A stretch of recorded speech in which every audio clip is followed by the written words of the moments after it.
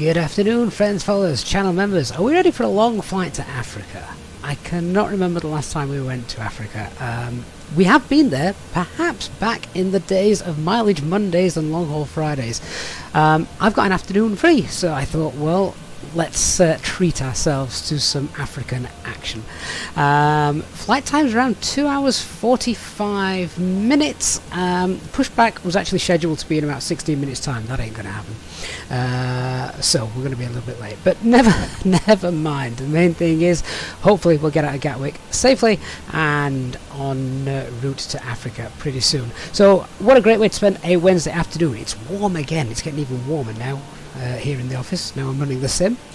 So welcome on board, everyone. Great to see everyone tuning in already. Fabrice, Danny, Jason, Mark, Terry, Klaus Kroner, Von McLean, hello as well. Aerial F, it's been a long time since you've heard of Long Haul Fridays. Absolutely, I wish I could do those. Sadly, time doesn't allow it anymore. Vida and Dave as well. Definitely looking forward to this flight.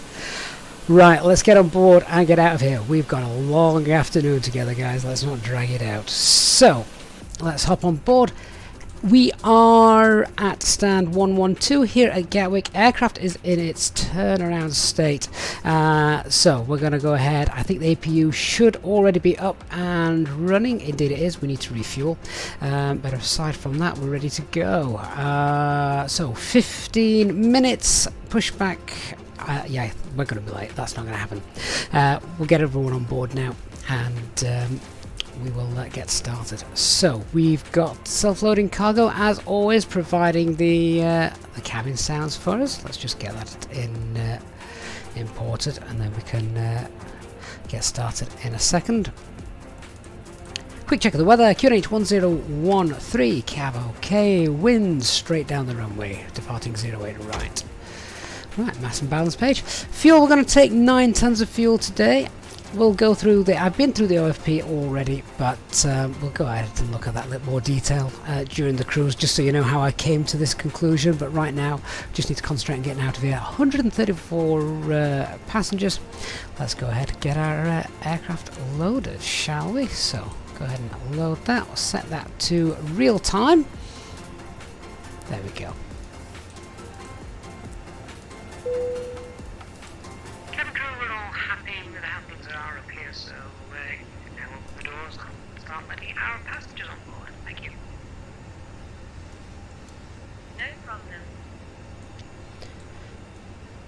Okay, so pre-flight checks have all been done. It's just a matter now of going and setting up the box. I've currently got Unicom tuned. I think we've got ATC here at Gatwick, so we're not going to need that. We'll just come off Unicom, but as we can see, everything is all set up. Our fuel pump should be off. Seatbelt signs are off as well. Ground power has been and gone. We're running purely on APU, so that's one less thing to do. And we've got the correct QNH settings already set, and our initial climb today should be 6,000 feet. We'll confirm obviously with ATC. Right, let's go ahead and check a few things. So IRS, we've got 3 nav green. Aircraft status, we've got valid air cycle and CFM engines.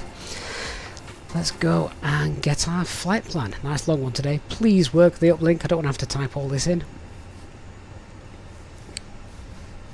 There it is. Right, our call sign today is not an alphanumeric call sign, just numbers. It's Easy 8944. 8944. Get that popped in. Cost index today is 8, I think. Let me double check that. Yes, cost index is 8.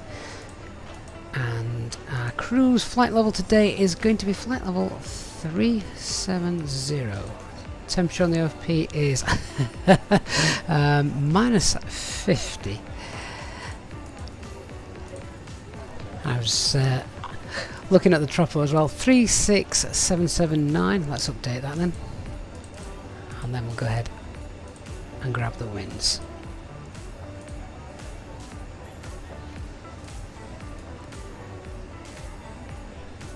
So stand 112. Just for quickness, I'm not going to do the IRS in it. We're going to presume that that is all fine. Right, onto the flight plan page.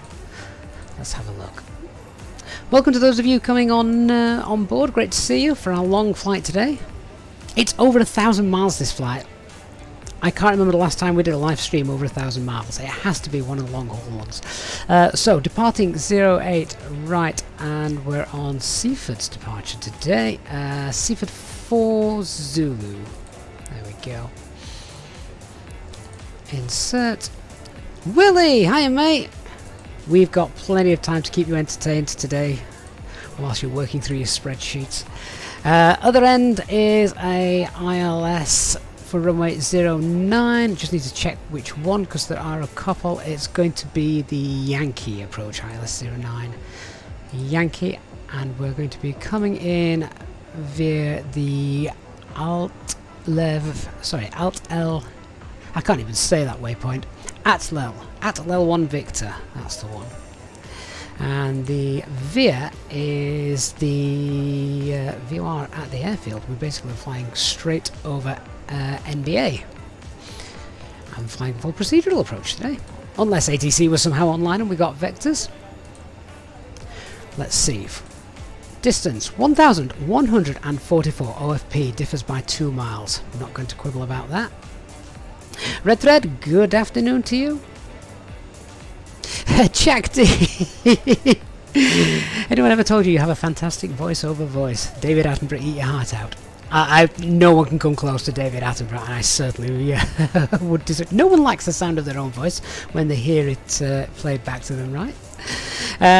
Here on the RadNav page, don't need anything, we're already auto-tuned to Seaford, so I'm happy with that. In it B, let's go ahead and see what we've got. Where is our load sheet? I've got a little treat as well lined up for this flight, which we'll check out once we're at cruise and we're happy. So stay tuned for that. That's what we got. Zero fuel weight 56.6 and takeoff zero fuel weight CFG is, that was confusing, wasn't it? Takeoff zero weight, yeah. Let's try again, shall we? Zero fuel weight CFG 29.5.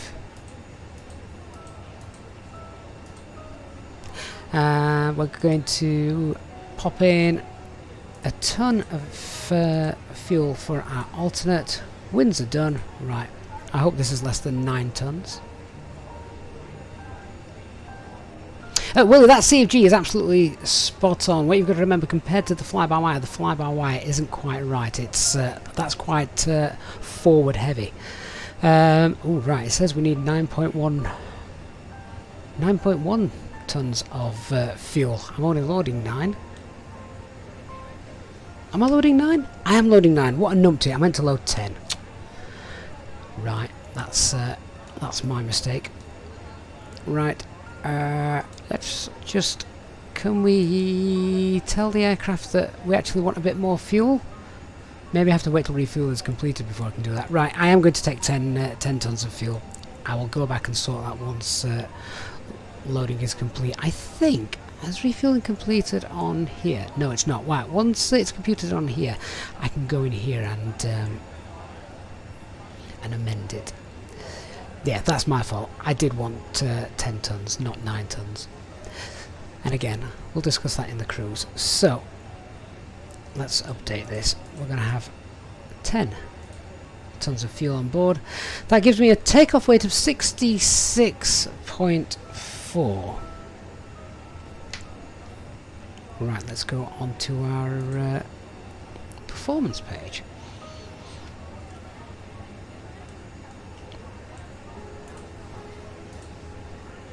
So onto the departure 08 right. Absolutely, it's dry today. We'll go flaps 1. No need to force toggle. They'll be off. They'll be off. That takeoff weight is 66.4. Zero fuel. No, our takeoff weight CFG.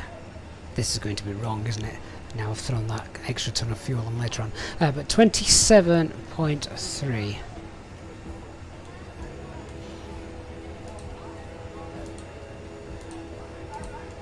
There it is.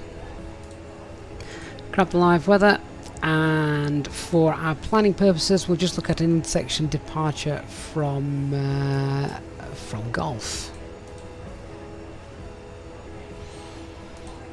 Slightly shorter taxi. There we go. So those speeds 144, 144, 146.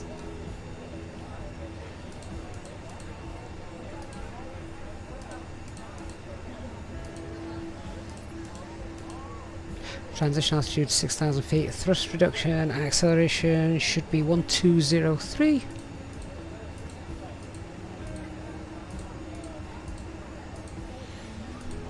Engine out also 1203.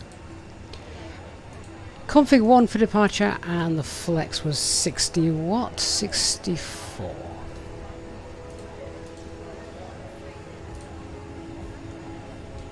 There we go. Yes, dark fuel, you might be right. I will probably have to use the Voodoo just to edit that. Okay, so let's start having a look at our brief then, whilst we're waiting for the rest of the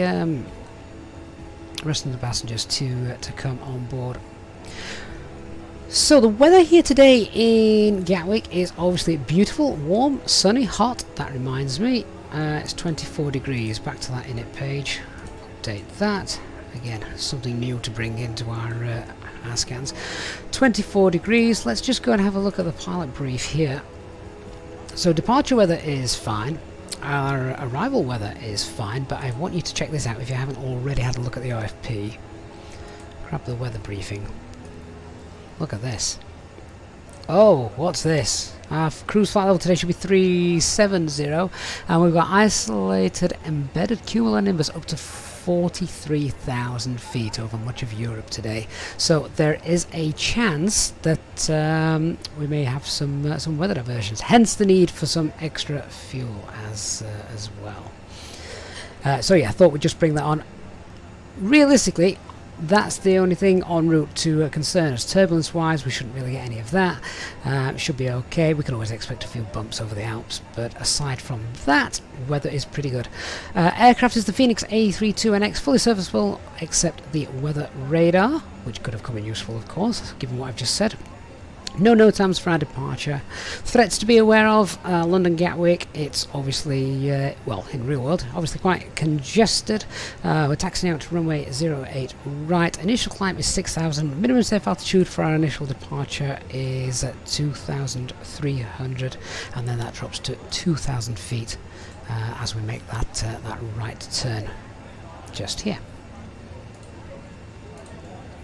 Alright, let's have a quick chat about how we're going to do the actual taxi, etc., and where we are. So, we're parking stand 112. I expect to push back facing west, taxiing via Lima, and then we've either got Quebec Romeo, Romeo or Sierra down to Juliet. We'll tell ATC we can take Golf, but obviously that means we can take Hotel or Juliet as well. The departure is straightforward. Max speed in that first turn 220 knots. So I'll just check the clean speed. That's 4 miles away as well. So 220 knots, and then no higher than 6,000 feet. Our initial climb. Good. So that is about it. Let me just check what's our clean speed today. Oh, we can fly clean anyway. I'm just going to pre-select 220. Just in case. We're quite heavy, so I don't actually imagine us to be up that fast by the time we get to that constraint. But there we go. Von, did I call it the Fenix A320NX? Oh, that's after flying the A320NX yesterday. You know what I meant. A320 CFM engines. Bora HD's rule, it's a good one. It's got quite a few notches taken out of it though. Right, how are we doing with our passengers? We've only got 80 boarded so far. Well, let's use the time wisely. ATC is online. We're going to contact 12422.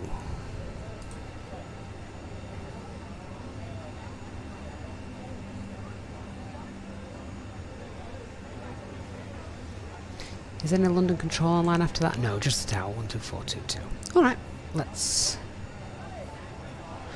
dial up ATC. Squiggly One, good afternoon to you. Von, yeah, I'm not forgot the fuel, mate. It's that's why I was looking how the loading was going. In fact, I'll put your mind at rest, Von. I'll do it now for you, because refueling has completed. I'm going to shout them back and say, hang on, actually, I'm sorry, I gave you the wrong information. I need more fuel, please. So, could I please have another ton? There you go, that was instant. Right, let's contact air traffic control. 12225. Gatwick Tower, good afternoon. Easy 8944, stand 112, Type A320, requesting IFR clearances filed to Enfidah, and we have information Kilo. 44 Gatwick Tower, hello, clear destination, Sleaford 4 Zulu departure, squawk 7601. Sleaford 4 Zulu departure, squawk 7601, Easy 8944. Yeah, 8944, correct.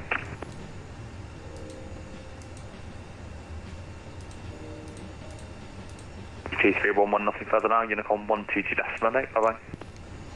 130 decimal. Okay, that's all set up. Initial climb 6,000 feet for that departure as briefed. Right, while I'm waiting, once again, flying the fly-by-wire yesterday, I forgot I got a secondary flight plan, so let's just copy the active.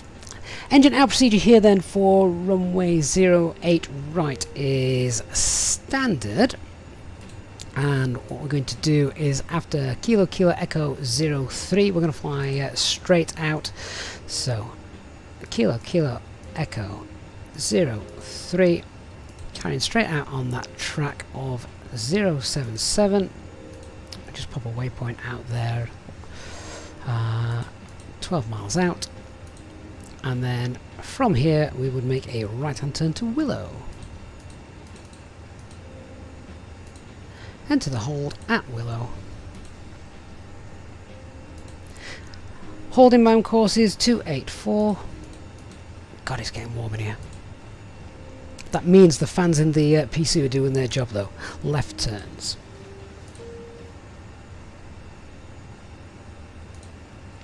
And then back to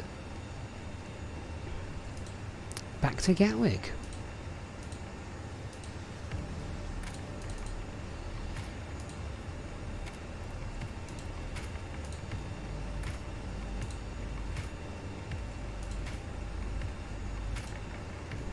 There we go. All set. So there's our engine out to sit. Hold at Willow. Back in and round to Gatwick. What a thing of beauty. I can clear that now. Yeah, so emergency brief, standard Airbus emergency brief, engine out procedure is standard, 1700 feet or above, right hand turn to Willow, enter the hold.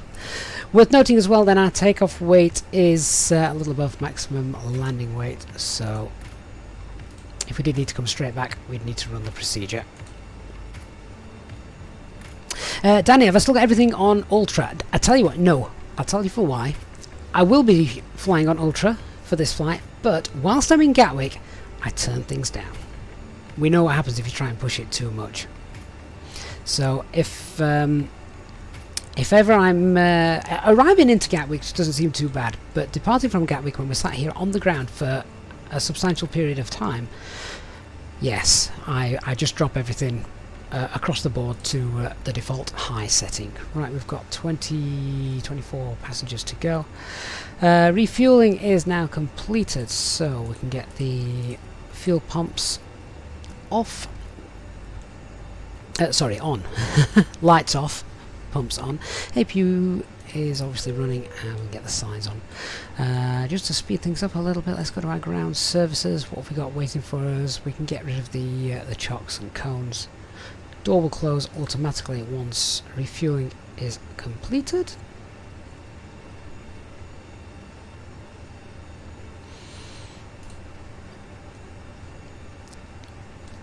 So guys, those of you that are already in the chat as well right now, thank you so much for coming on board this fine Wednesday afternoon. Don't forget to hit that like button. We've got a long flight ahead of us today. It'd be great if we could introduce some new people to the channel during this flight as we head to Africa, Tunisia today. That'd be really nice. So please do go ahead, give the stream a like.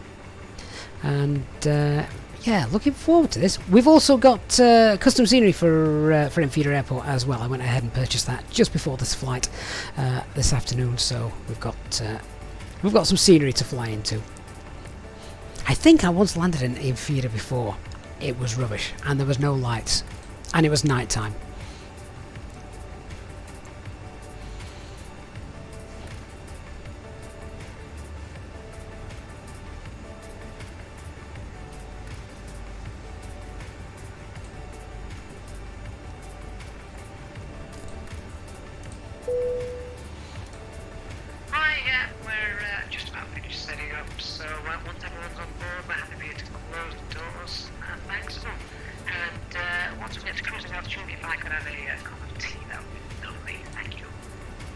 Oh, indeed it would. Boarding is still underway, but we're almost done. It shouldn't take much longer. Hey Barry, welcome on board, mate. Just jumping into the chat again a little bit. Are my takeoff figures correct? Yes, Ron, of course they are. Why wouldn't they be?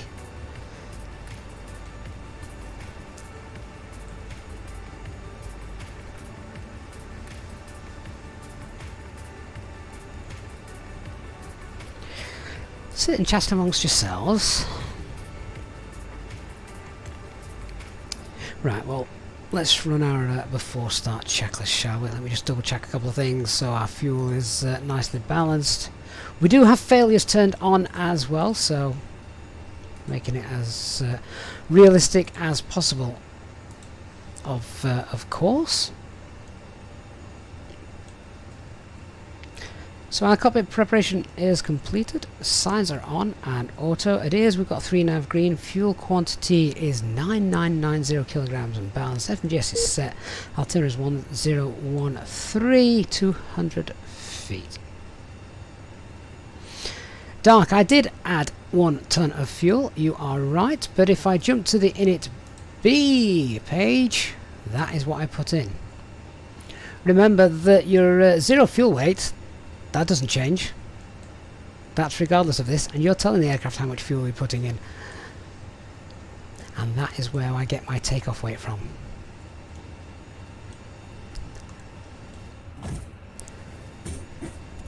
Oh, I think we're done.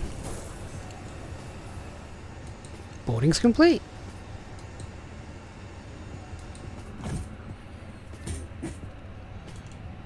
Ladies and gentlemen, welcome on board our Easyjet service. Please place your large bags into the overhead locker, wheels first, and keep your small items under the seat in front of you. These include laptops, handbags, duty-free and loose items of clothing. Once you have safely stowed your cabin bag, please take your seat.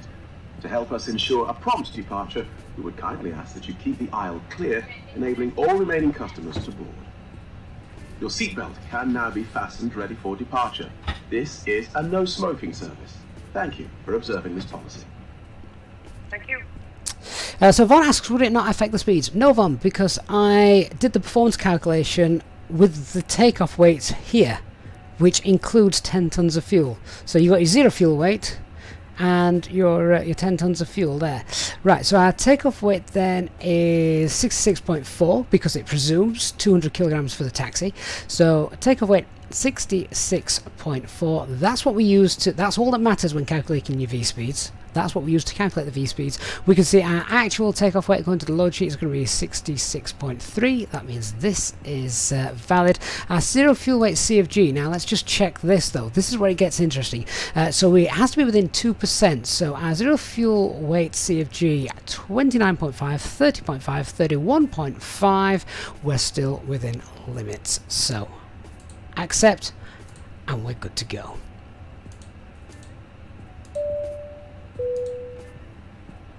Ladies and gentlemen, from the cockpit, this is your captain speaking, and I'd like to welcome you on board the aircraft. We're running slightly behind schedule, but we should be able to make up the time once we get up in the air. The guys on the ground are loading the final bits of luggage into the aircraft, so I expect us to be on our way very shortly. If you could help the cabin crew by getting yourselves sat comfortably with seatbelts fastened, we should be ready to depart in just a few minutes. For now, though, I'd like to thank you for choosing to fly with us today, and I hope you enjoyed the flight. Thank you. Okay, tug is getting into position. Let me just check the ground services page, make sure everything is closed off. Yep, all is well there.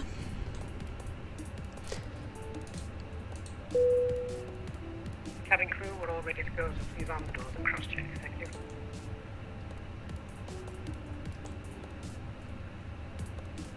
Okay, let's get back on ground frequency.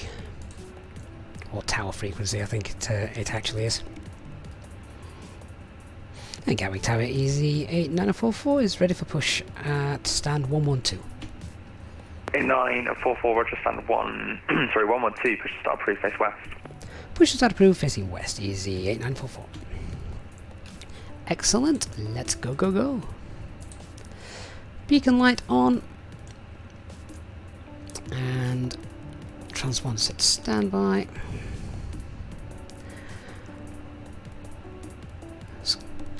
Release the parking brakes.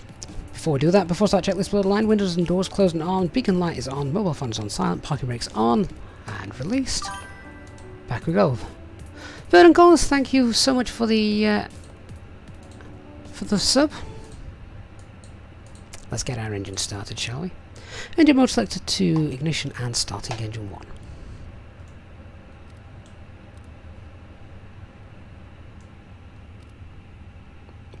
Yeah, if we're late, I'll let the first officer do the calls.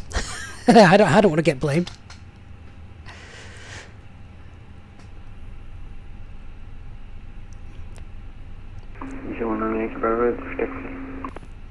Yankee Bravo, Roger, hold position. Hold position 219 Yankee Bravo.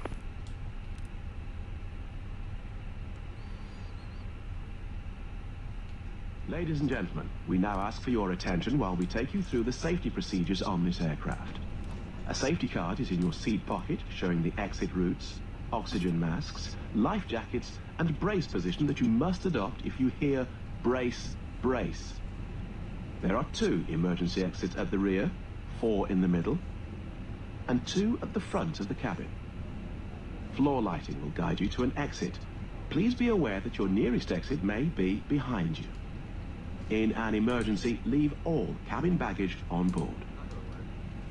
Your seatbelt is fastened, adjusted, wow, and released as shown. They got in there quickly, didn't they? It must be fastened when the seatbelt signs are on, and we recommend that you keep it fastened at all times. If the air supply fails, masks will drop from above you. Pull a mask towards you to start the oxygen. Put the mask over your nose and mouth. Hold in place. Starting engine 2.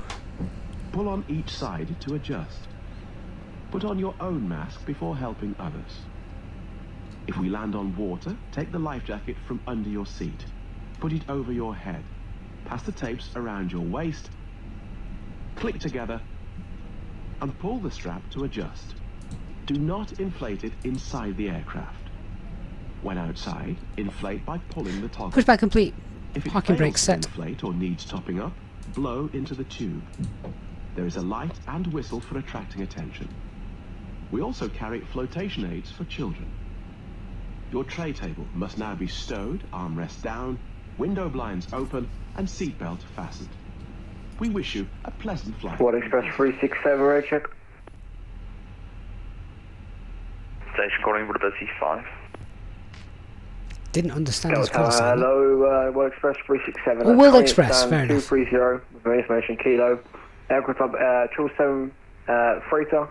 West African to East Mids as well, please. Engine 2 is available. Hello, clear to East Midlands via the Lambon 130 departure, runway 08 right, squawk 1073. Clear to East Midlands by the Lambon 120 departure, runway 08 right, squawk 1073, World Express 360. Not much needed to the trim wheel this morning. Easy 312 Juliet 1, runway 08 right, subswind 05 degrees, 11, straight correction, 12 knots, clear to takeoff. After start checklist, anti-ice is off, ecam status check, pitch trim is 28.7, rudder is 0. Flight control check. Full left, full right, neutral. Full up, full down, neutral. Rudder, full right, rudder full left, neutral. Tower Easyjet 944 is ready for taxi and we can depart via Golf if required. Yeah, 944, roger, taxi, 100 Golf 1, runway 08 right, via Lima, Romeo, Juliet and Golf. Lima, Romeo, Juliet, hold Golf 1 for 08 right, Easyjet 944. 19 Yankee Bravo, taxi, 100 Juliet 4, runway 08 right, via Lima, Romeo, Juliet. Lima, Romeo, Juliet, 2 Juliet 1, EC19 Yankee Bravo.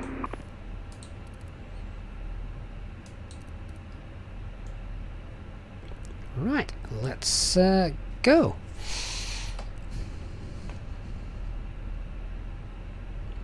So, apologies if I'm not too active in the chat just whilst we get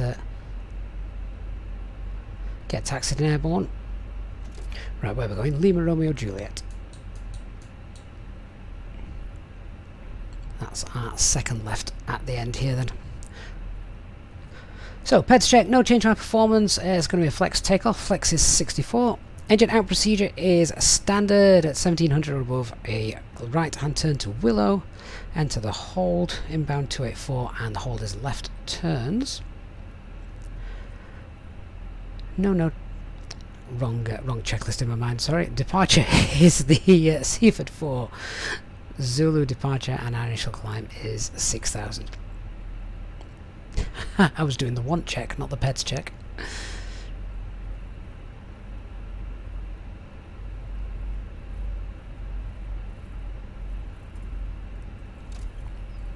Once we're airborne and away from Gatwick, I will. I'm happy to increase the simulator settings again. So we're just on high at the moment.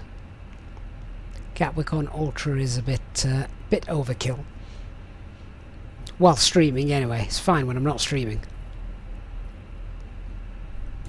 Right, so this is 2312 nothing further now, Unicorn 122 Quebec. bye-bye. And he wants us on Romeo. Unicorn 122 definitely. Thank you for the service. Have a good day.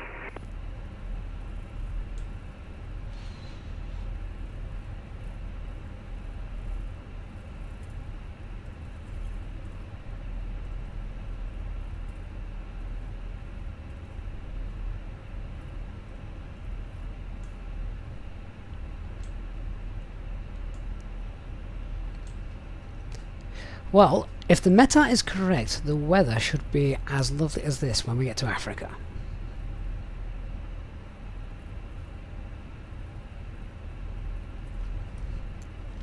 Metallia says he's got everything on Ultra 4K, 8K, Fenix, high-res cockpit, AIG, tons of add-ons, landmarks, and no stuttering. I think it's the streaming as well that doesn't help. And I've got mine locked to 30 anyway. I mean, as we're taxiing down here, GPU's only running at 55%. CPU's at 40. Nice and chilled as well, 46 degrees.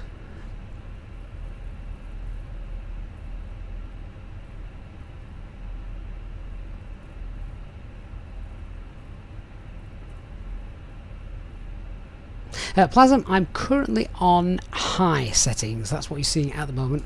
Literally, as everything is on high. Right, we'll get on here and then we'll run our before takeoff checklist.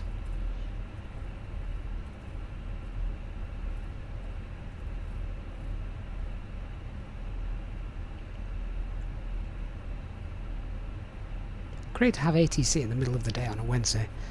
Kudos to the VATSIM controllers. Right, before takeoff checklist to the line. Flight controls are checked. Departure briefing is confirmed. Flaps setting is config 1. FMA takeoff data 144 blue, 146 magenta. Climb nav blue, 1FD2, 6000 blue. Flex 64. Transponder set. Eco memo. Takeoff no blue. EFB stowed. 287 kilo Gatwick Tower, hello, runway 08 right, subswind 05, 0 degrees 1, 2 knots, clear to land. Clear time 0 right, so 287 kilo. Danny, you thought that was an A320 Spirit Wings. Wow, he's had a journey if that's the case, isn't it?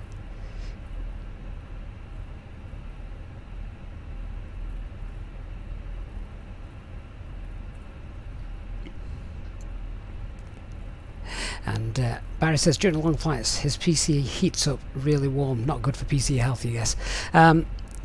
It's difficult as well, particularly as it's a warm day here today. Yorkshire's getting some heat today. I think it's about 28 degrees at the minute outside. Ryan E, good afternoon. David, hello mate. Good to see you. Well, Express 367, request push start. Tango. Express 367, stand 230, push and start approved. Next left. Push start approved, stand 230. Well, Express 367. Christian has now been a member for 17 months. Christian, that is an incredible length of time to support us, mate. Christian, thank you so much. Saying, going to take some time to do the things we never had. Like what, Christian? That sounds that sounds ominous. But thanks so much for your support, mate. It's you've been here since the very, very early days, Christian.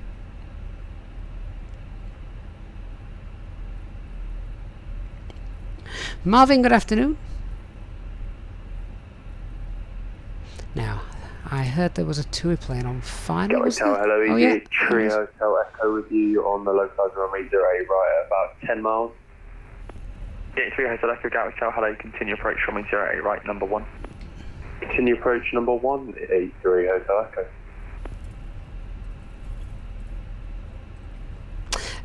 The pack, Andrew, it's 2 hours and 45 minutes, I think, something like that.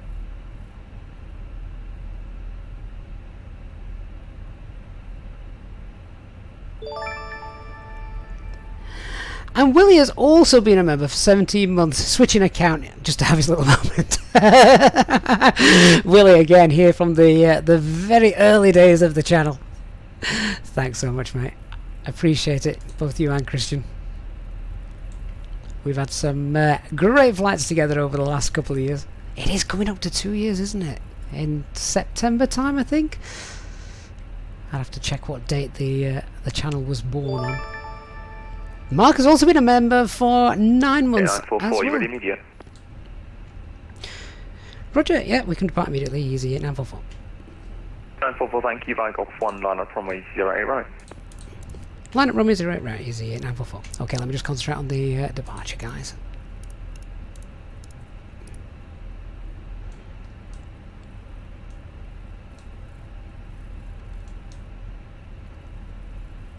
Before takeoff checklist, below the line. I need to sort the packs out. 287 Kilo, continue Gatwick, expedite, vacate left.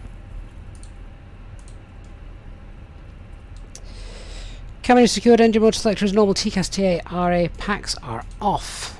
And anti-ice is off. D8944, runway 08 right, subswind 050 degrees, 12 knots, clear takeoff, no delay, traffic 4 miles. Clear to takeoff, no delay, easy, 8944. With 287 Kilo, welcome to Gatwick, taxi right, Juliet, stand 16. Bottom Juliet, stand 16 for 287 Kilo. Gatwick Tower, good afternoon. Tom Jet 858, stand 175 in a Boeing 737, requesting clearance to fly. Takeoff thrust. Information, Nemo on board. Flex, SRS runway. Destination, Seaford 40, departure, runway 08 right, squawk 7611. Cleared to destination via the specified Zulu departure, squawking 7611. Check. Tom Jet 858. Jet 858, be back correct, break easy 19 Yankee Bravo, behind the landing company, Airbus A320, via Juliet 1, line up runway 08 right behind. Land traffic line up way, 288 right behind you, 19 Yankee Bravo. Nav. Easy 83 headed Echo, runway 08 right, subswind 050 degrees, 12 knots, clear to land. This time runway 08 right, easy 83 hotel. Headwind giving us a few bumps on departure. Nice to see though, isn't it? Autopilot 1 engaged. Set climb thrust. Thrust climb, climb.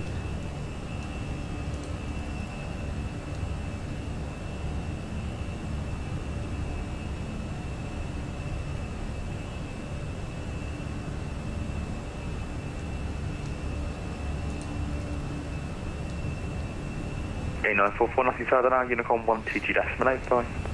Over Unicorn, thanks for the service. Easy 8944, bye bye. Okay, no further ATC, we'll set flight level 200. Open climb. Open climb 200 blue, get through this first turn. And then we'll push for managed speed. Tom Jet 858, requesting push and start. 858, stand 175, push and start, approved, face south. Push and start, approved, facing south, Tom Jet 858.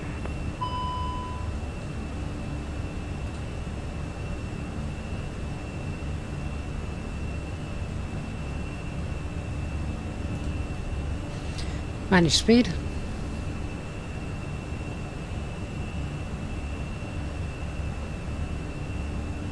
Easyjet Echo, welcome to Gatwick, vacate left Charlie, and then taxi left onto Juliet. Left Charlie, left Juliet. Alright, so we're on our way. Enfidah, here we come.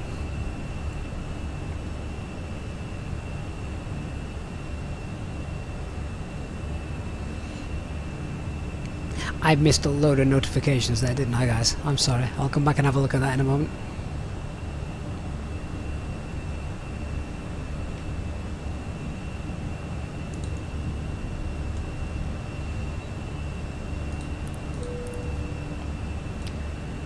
cabin crew are free to release themselves.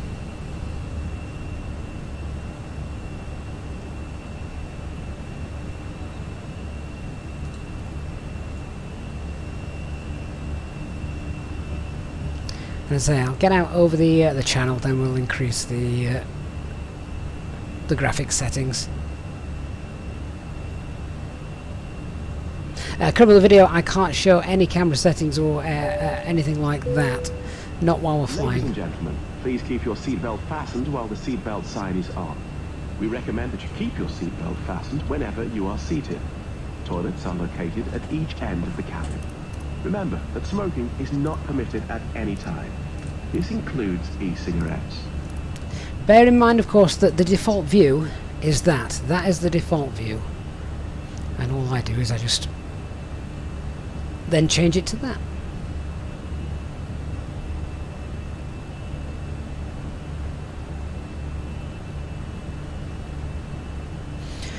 Passing 10,000 feet. Optimus 3.5, our cruise is 3.7. Okay, we'll opt for 3.5 until we've burnt off enough fuel. That's 350 blue.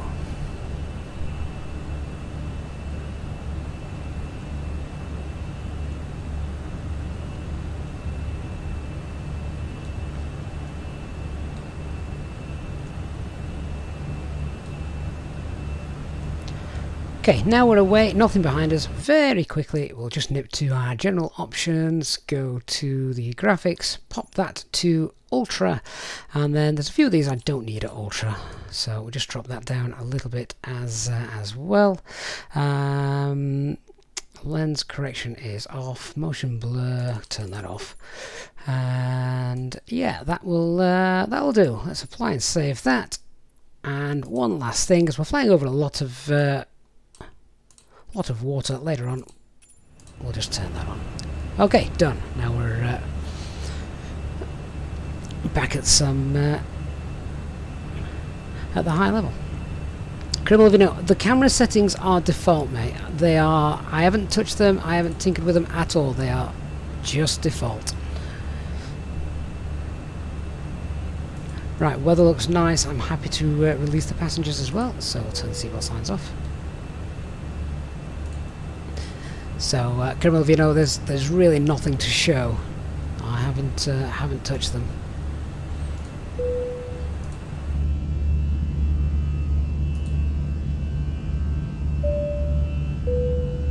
Ladies and gentlemen, the captain has now turned off the seatbelt sign and you are now free to move around the cabin.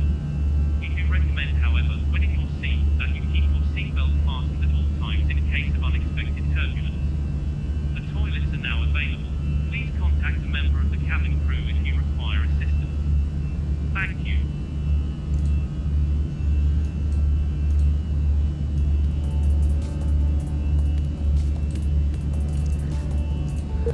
Right, off to Africa then. Hakan, thank you very much for subscribing.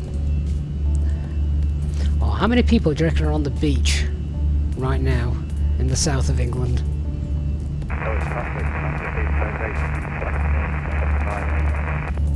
You always see, don't you? You always see whenever there's a hot day, or the hottest day of the year so far in England, we always get pictures of Brighton Beach all over the media.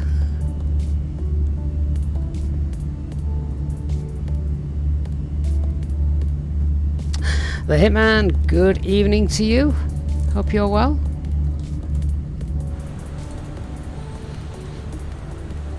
Some high-level clouds over France, looking at that.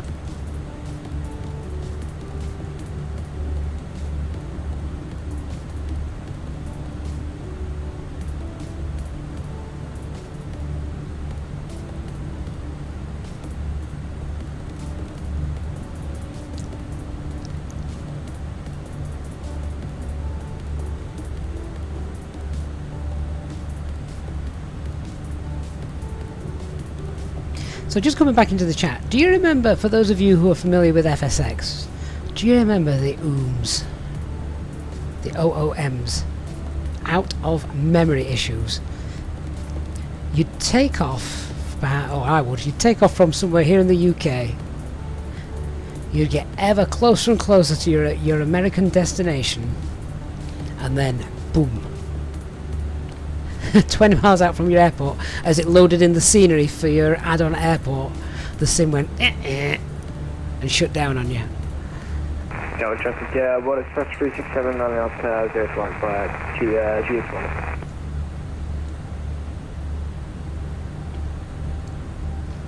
Ashley L, they were so painful. They were. Do you know what? I remember there was an add-on you could get which displayed what your memory was in like the top left-hand corner of the screen. I forgot what it was called now. And there was all sorts of things you could try and do to reduce the memory load, but it never released it, did it? And I remember watching it, and I did something like, I did the same flight, and I'm sure it was coming into somewhere like Frankfurt, because I got the scenery for it. I did the same flight from, I want to say Athens, something like that.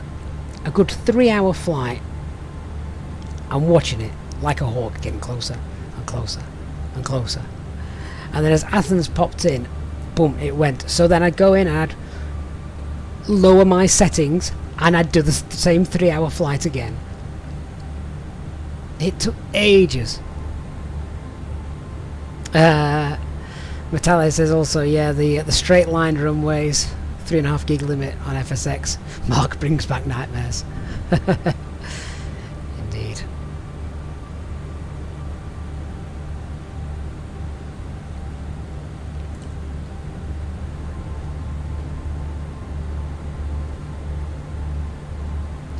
Well, it's going to be interesting to see then, as we checked out the SIGMET chart earlier on, if those embedded isolated cumulonimbus Nimbus clouds are going to mature. UK 2000's Heathrow, 10 FPS. Whoop whoop. 10 FPS was good, wasn't it?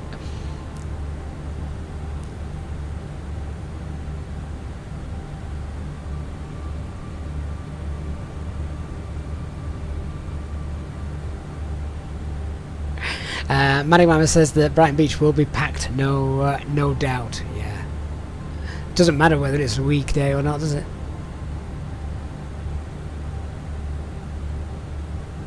Do I remember the Wilco A320? I didn't have the Wilco A320, but I do. I remember it being around, but I didn't have it.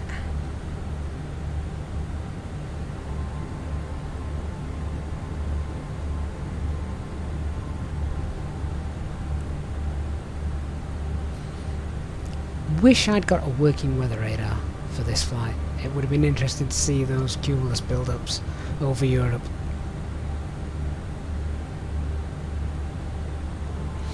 So how many of you are... I can divide you guys up into different classes of passengers today. So we've got we've got standard class, which is those that will pop into the stream for 5-6 minutes, see what it's about, and then pop off to do what they're doing.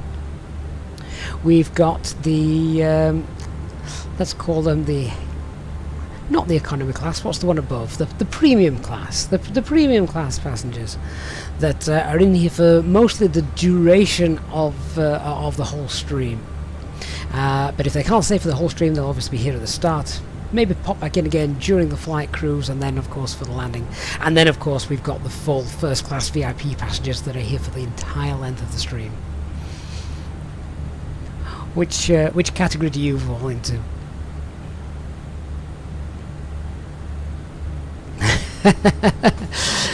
Natalia is luggage class. Christian's the guy blocking the lavatory. When you say blocking it, do you mean actually stood so no one can get in there, or physically blocking the toilet? Because they are two very different images, and the latter is not a nice one.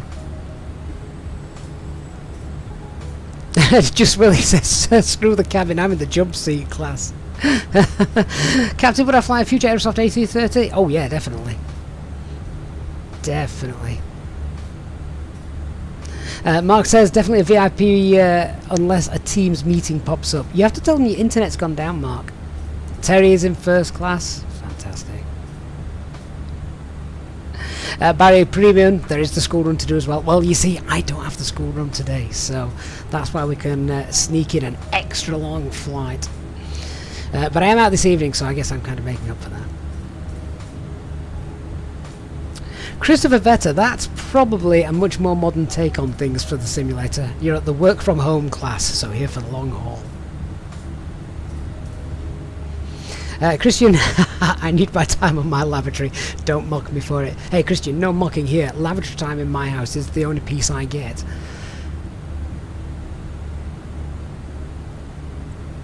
Chaz1960 says, I hope I'm not streaming on July 11th. You're flying to Parma. I might need a pilot. If you've watched the stream regularly, you can do it yourself, Chaz. Catching HMW first class / premium, though working so today, not at all. Fair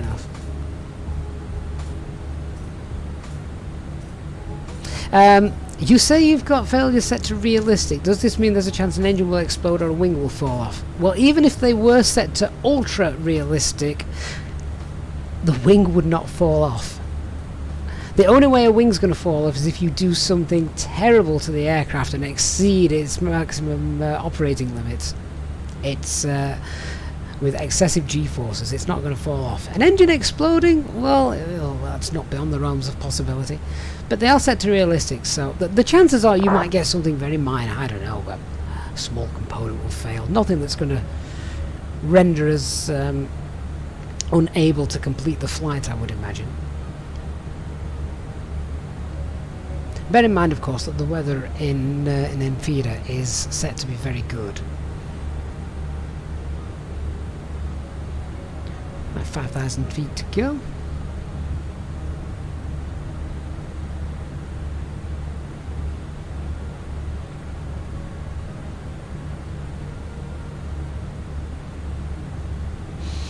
Stephen Owen, oh no mate, you've got COVID again. But at least it means you get out of going anywhere. Well, there's a small upside to it then, as long as you're doing all right and not ill with it. Christian says the possibility of a wing falling off is smaller than winning the lottery. That's probably true. Jason says, what about striking a giraffe on landing? A giraffe strike. Oh, I can see those clouds are coming closer and closer. Oh, there's our French shoreline, look. That looks hot again down there, doesn't it? Here comes the clouds.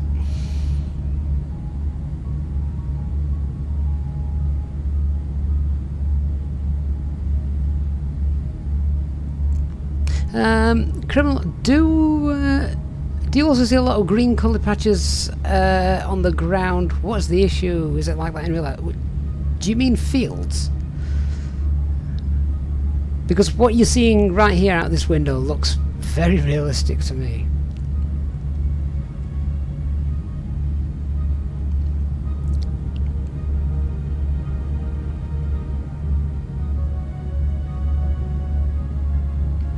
Willie, you remember someone asking if the wings could fall off? They were a nervous flyer. He said, nah, if anything happens, if anything, the wings would snap upwards and not fall. Yes, that wouldn't help, Willie, not at all.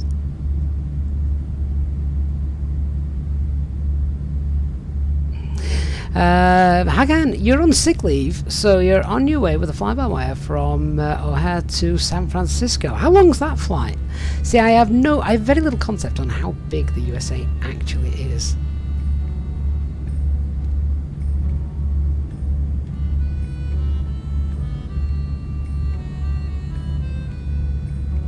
Danny's on his way to buy a lottery ticket as his wings have indeed just fallen off.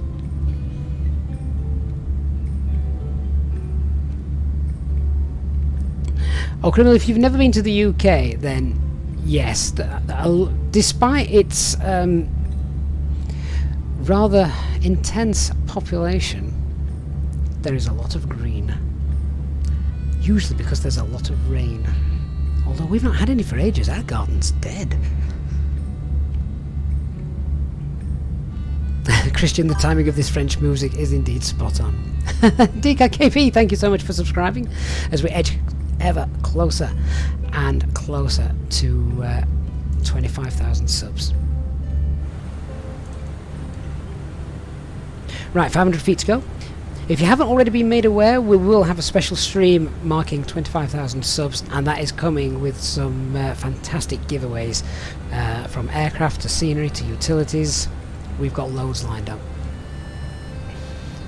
So, a big shout out as well to the channel supporters who have been donating those as well. Looking forward to that. The pack, Andrew, we've just crossed over into French airspace. Mac Alt Star.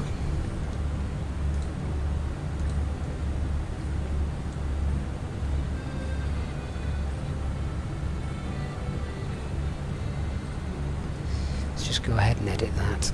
I think we're going to be at 350 for a while.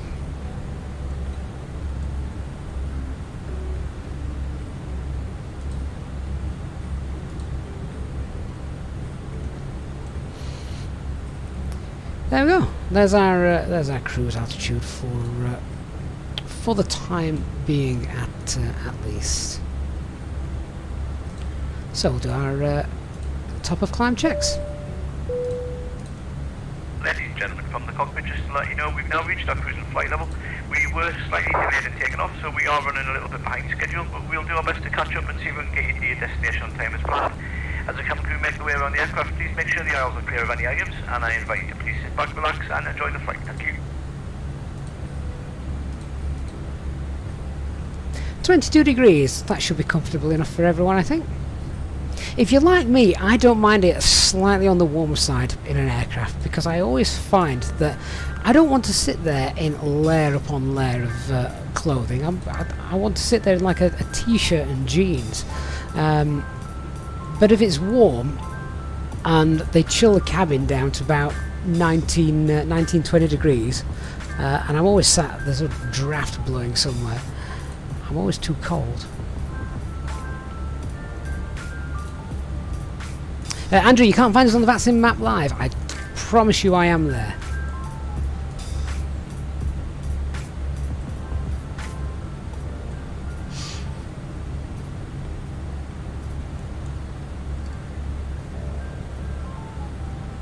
Let's have a look at our flight routing today, and then we'll have a look at some en route weathers. We'll do a fuel check as well.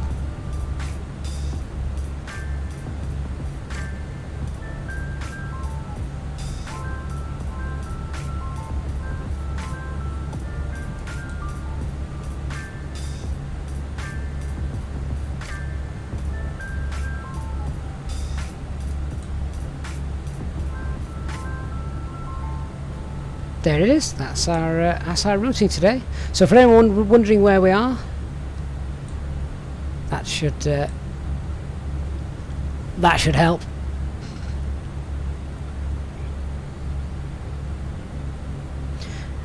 We'll get an en route weather check for Toulouse, I think, which is obviously down here. I'm not going to bother getting one for Paris because I'm close enough really to look out the window, and visibility wise it's pretty good. So let's go and see what's happening in Toulouse, make sure that's okay. But if we needed to divert anywhere quickly now, Paris would be my shout. Probably Orly, as it's not as busy as Charles de Gaulle.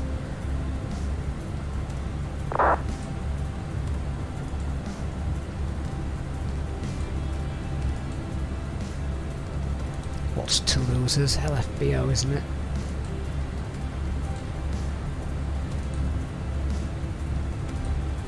There we go.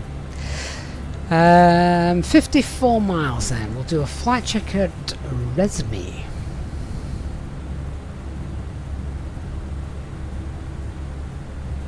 Squiggly, why does work need to get in the way of these streams? I know.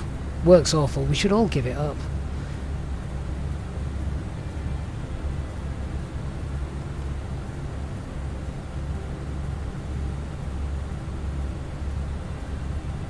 Christian, is it Papa Oscar? I thought it was Bravo Oscar.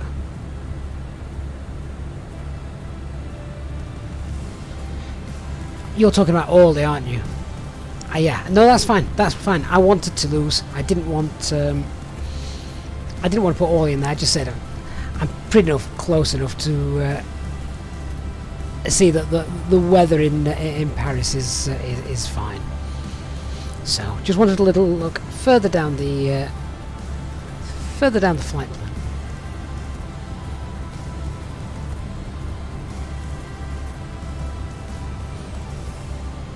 Wrong side simulations, where do you get your landing weight to input into the landing performance calculator? Right, so what you need to do is a little bit of maths. So if you go to your fuel prediction page, take your zero fuel weight, that's the weight of all the aircraft, passengers, you, luggage, etc. So just take your zero fuel weight and add it to the estimated fuel on board at your destination airport.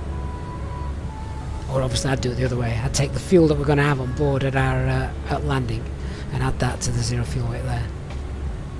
So this is telling me our landing weight is going to be about 59.8.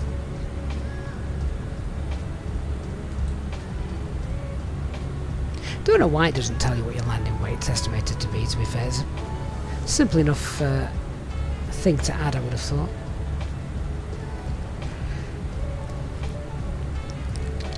From Airbus, I mean, not the Fenix. The actual Airbus doesn't give you a landing weight. You have to work it out.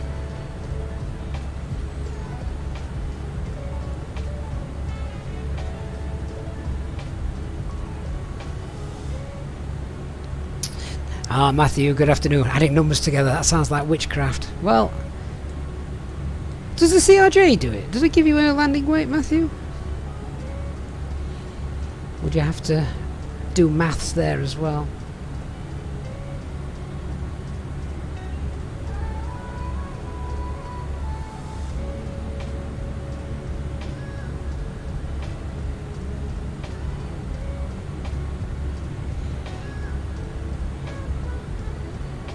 A little bit of a headwind as well at the moment.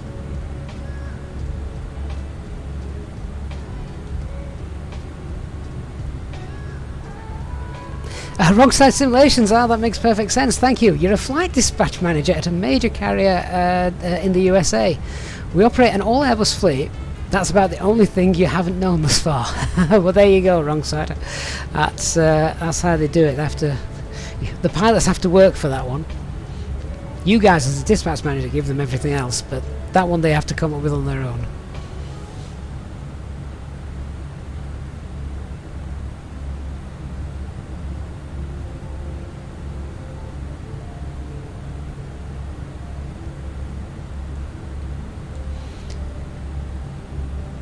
So it does indeed look rather cloudy with a few cumulonimbus in there as well. Maybe the weather is going to be spot on as predicted.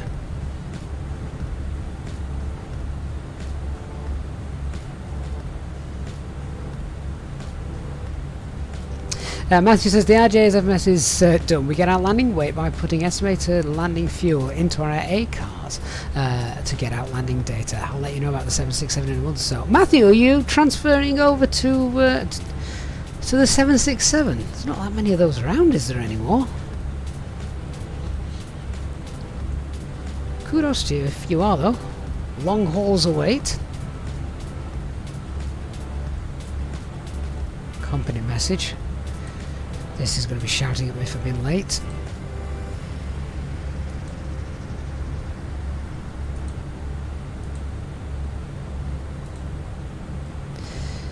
Oh, look at that. Toulouse, variable, cav OK. Oh, hang on. Temporarily variable at 20 knots and gusting at 30 knots. Light thunderstorms and rain. Scattered cumulonimbus at 5,000 feet. That doesn't sound nice, does it? Variable at 20 knots. How can it be variable at 20 knots? That's... It's got wind shear written all over it.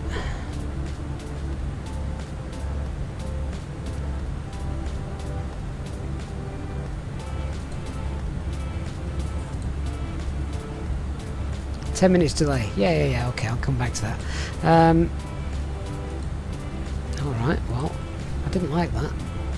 Visibility is fine, but thunderstorms?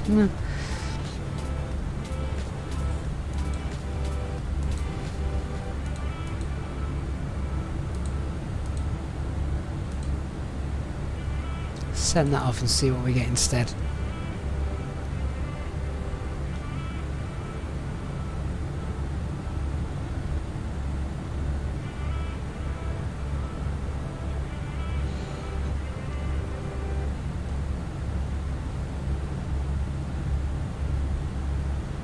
Spoiling the view for my passengers though, isn't it? Although the clouds do look pretty.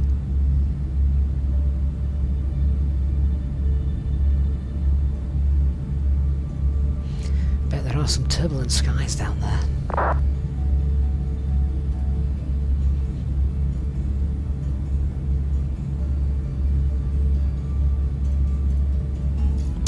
Wrong side, you can't figure out how to send a delay report. It says time doesn't add up, send again. Okay, yeah, let's go through that then. So if we come back to that company message, hang on, just have a look at it. So it said from Easy Operations, send the delay card for 10 minutes. So we'll have to go back to our AOC menu. ADC delay, right, let's have a look. Who are we going to blame today? I'm just going to put incorrect departure time, so ODI.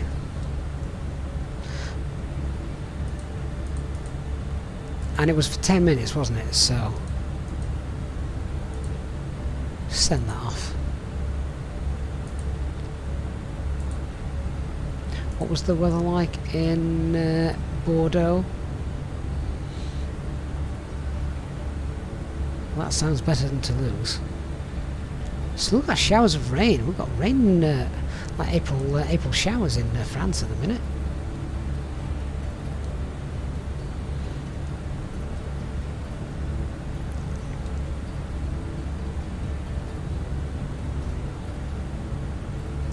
Hacker says you currently have a fuel burn of 2,000 kilograms an hour in cruise on the fly-by-wire. How much difference is the Phoenix? Funnily enough, the Phoenix is almost exactly the same, and that's where the guys, the Phoenix devs, know that's incorrect, that's wrong. Obviously these engines should burn higher, but there are limitations with the sim which they're trying to work around. 4S Whiskey Sierra, you were in Tunisia the other day, Enfidah Airport. That's exactly where we're off to today. You have to tell us if it looks something like when we get there.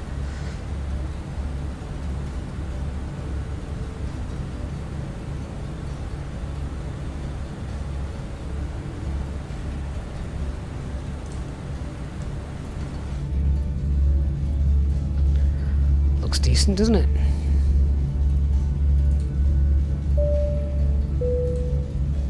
In just a few moments, we'll commence our in-flight service, offering you the chance to purchase a selection of hot beverages, together with drinks and snacks from the bar. We accept payment in pounds, euros, most major currencies, and debit or credit cards. The correct change would be greatly appreciated, and if we can be of any further assistance, then just ask us as we join you in the cabin shortly.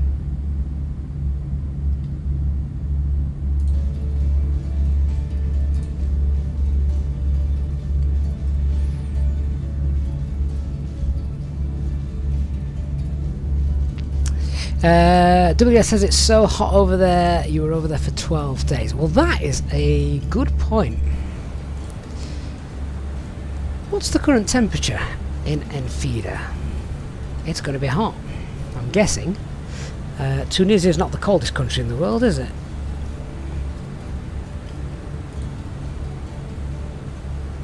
Oh, 31. That's not as warm as it could have been. But look, we've got Cav OK, 16 knot wind, no significant changes.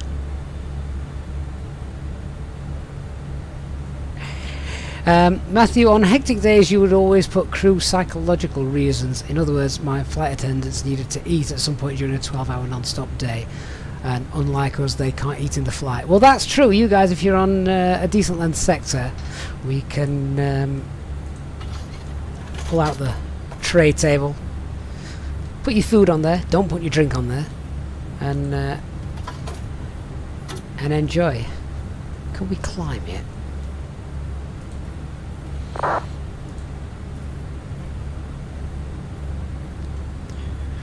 Right, recommended max is 3.8. 3.7 is within 1,000 feet, so let's go for it. Okay.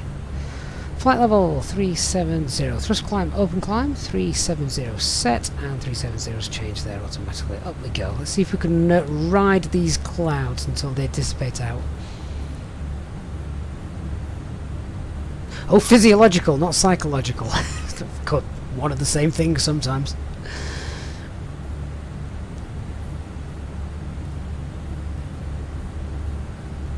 Jason, where are we flying to for the 25k special? No idea, Jason, but it's going to be a full-length flight, so I'm going to guess it's going to be more than one.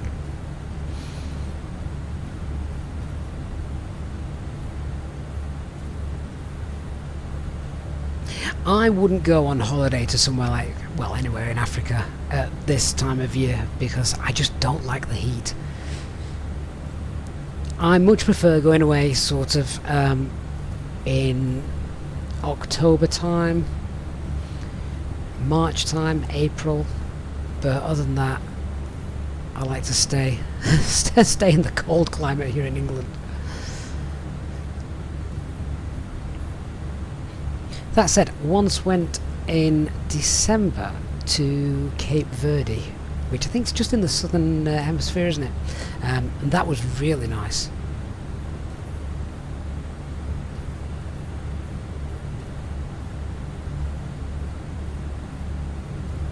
So Scotty says it's winter in South Africa, it's the best time of year to go. Yes, so in South Africa, down there, I'd go in winter. Same with Australia. I'd have to go in there. I'd have to go in their winter months.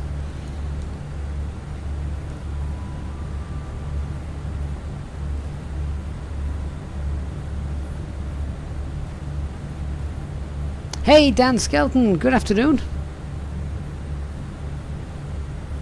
Mohammed says Mars and April are great. Really? I'll have to visit Mars in April sometime. I know what you meant, Mohammed. March and April. It just made me chuckle.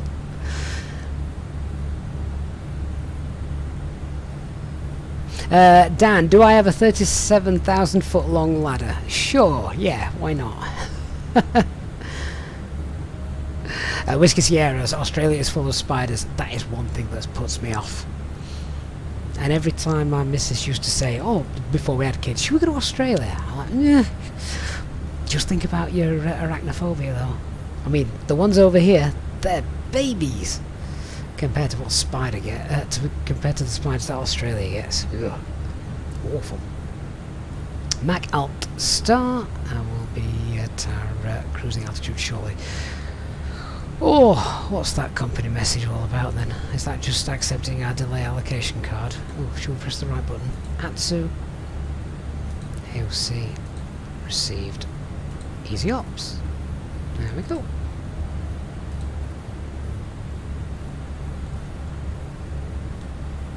Trismo Steve, Lapland is nice and cold. Yeah, okay. That might be a tad too cold. Manic Mama, you can't go to Australia. Everything's out to kill you. Australia sounds like the most perfect place if it wasn't for the animals that live over there. I'm not talking about the koala bears and things, but it's just like every animal and insect for themselves, isn't it? And you hear daft stories about spiders eating goats and things. Because they can. The cockroaches are massive as well. I've got an aunt and uncle that emigrated to Australia years ago now. Still in touch with them regularly, you know. Facebook has made the world a much smaller place. And the photos they put on there, like the spider that was just sat on top of his car or out on his deck. And I'm like, oh my god, where's your shotgun? Because in my mind, it just looks like a real-world version of Eight-Legged Freaks.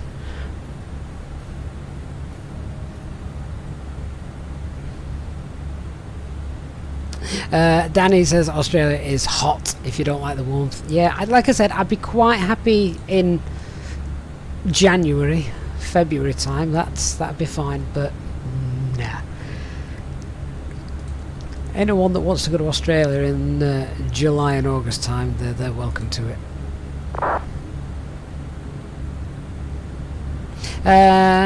Willie, do I remember MIDI? What, the musical instrument digital interface? Is that what you're referring to?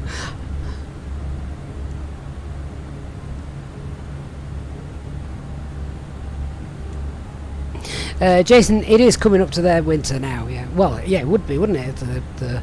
Their shortest day was yesterday.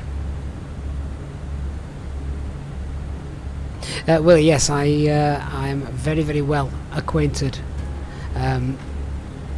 MIDI, very, very well acquainted with MIDI. Sounds like a new McDo.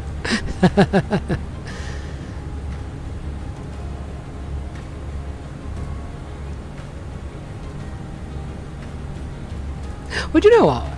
I mean, we've got plenty of time to play, haven't we? Let's play. Give me a weather request for...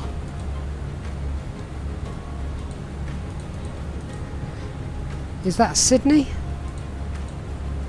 I mean, it's the middle of the night, so I'll turn on the TAF as well.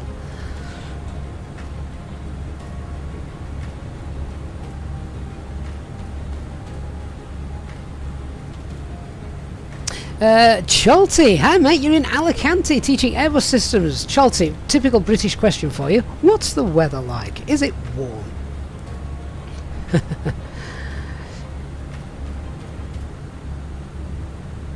Which Airbus systems are you on? Are you on the 320 or the bigger ones? Well, this is back in high school. Used to use MIDI controllers to control theatrical lighting with Cakewalk. Oh, I remember Cakewalk. Yes, yeah, I had Cakewalk as well. I look back now and think, God, that was clunky. High School, Willie, the original inspiration for High School Musicals. J-Hog, afternoon, my friend. My uncle, to be more precise. Whiskey Sierra, do I prefer Airbus or Boeing? I'm going to let you guess, Whiskey Sierra. Take a quick look through the channel content and then come back to me. Did that message come through?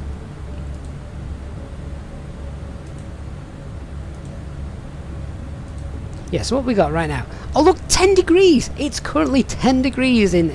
was it Sydney that I put in? I can live with that. I'd actually have to have the heating on.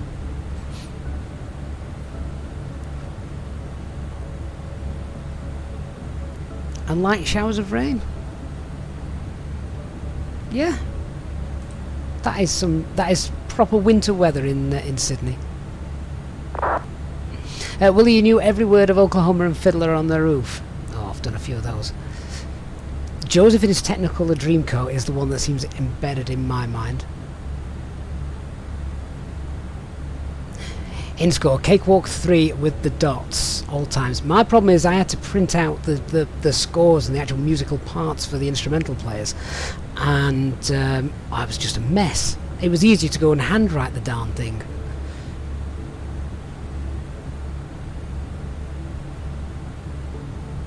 J-Hog can't stop just saying hi, off to pick the ant. Well, J-Hog will still be in the air when you get back. It's a long flight today, mate. We've got another 2 hours to go.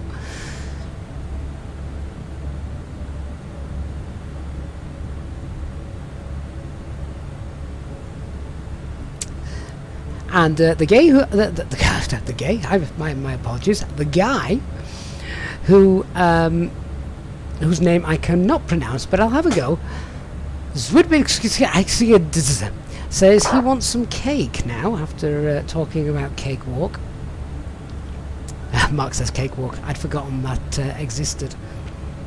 Well, in all seriousness, there's a classical piece which I don't think many orchestras play it anymore because it's called the Gollywog's Cakewalk. Fantastic little piano piece, but because of its name, it's not programmed perhaps as often as it musically standing should be. Just Willie says we were actually surprised by a guest appearance from a Toronto theatrical reviewer. He gave us 4 out of 5 stars. Ah, excellent.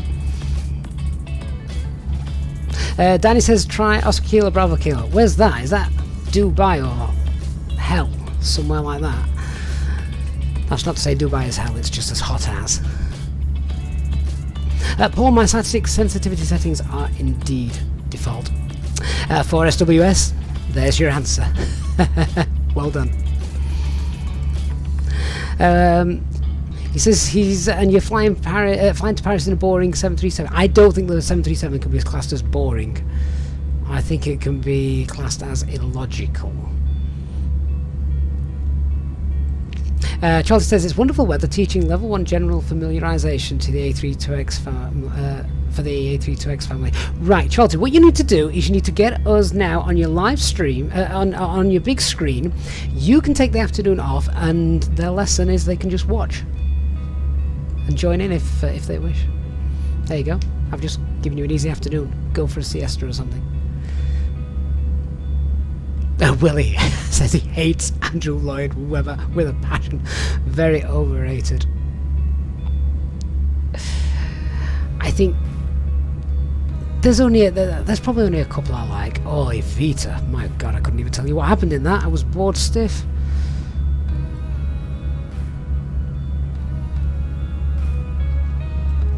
Jason, next stop, please. You know there's only one, right? Danny, was that Q8? Oh, okay, but that's. I bet that is warm. Murad says, "Come back." Have we left you at the airport, Murad?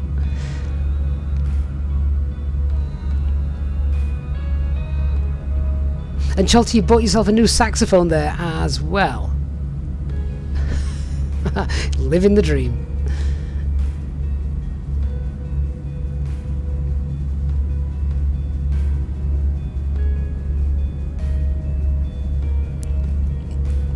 Ah, Willie, now you're opening a can of worms.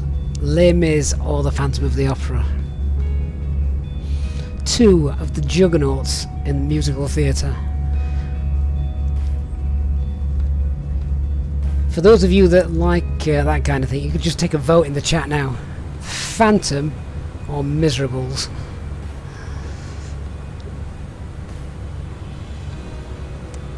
Right, I'm not doing a fuel check yet. We haven't got a fuel leak, that's the main thing. We did check that. But we'll check the fuel burn in around 60 miles time. Murad, when's the next I-95 stream planned? So, at the moment, throughout the summer months, I'm working a lot of Sundays, which means it would be very difficult to get a good flow of them. So, Series 2 will start once my Sunday work patterns have come to an end. Mark says his music teacher hated Andrew Lloyd Webber. He played us a few classical pieces and was amazed how close they sounded to some of Andrew Lloyd Webber's music. I mean, it was Shostakovich that said a good composer borrows ideas from another composer. A great composer steals them. Mark's a Les Mis fan. Von says Les Mis. Just Willie says Les Mis or Phantoms like steak or McDonald's. Oh, I couldn't go that far, Willie. Phantom's awesome. I love Phantom. Danny says, bought a music production software a week ago. It's called FL Studio from ImageLine. Pretty cool, you have to say. Mark, you've got to throw Miss Saigon into the ring. Well, that's the same classification as Les Mis, isn't it? Same guys. Or same composer, anyway. Chalty, it's siesta at the moment, back to work at 5 PM. Do you know what though, Chalty? I could do this. I could live the Spanish lifestyle. I really could. Because I don't really like getting up early, but I will. I'll then be quite happy and be quite enthusiastic to work until sort of 12, 1 o'clock. And then I think, screw work, I can't be bothered, let's do a flight. And hence what we're doing now. But yeah, you just lose. I just lose motivation around 1 o'clock, and then have to force my way through the rest of the day. So then I sort of think, well, let's. I could quite happily have a sleep, and then wake up again, and I'm a night owl. I am a night owl, so working late in the day is fine. Guys, does anyone remember who was here yesterday? Was anyone on that stream yesterday? when when we did the go around, and then suddenly my monitor failed and I couldn't see anything on my flight sim monitor. Guess what's just happened? Doesn't affect you guys. You guys can see the sim because it's capturing the game. My aircraft's just disappeared. My screen's gone off. It should come back on in a minute or two. I don't know if it just gets overheated or what. It doesn't actually feel warm or anything like that. We'll see if it comes back on in the next 5-10 minutes. Thank goodness it's a long flight.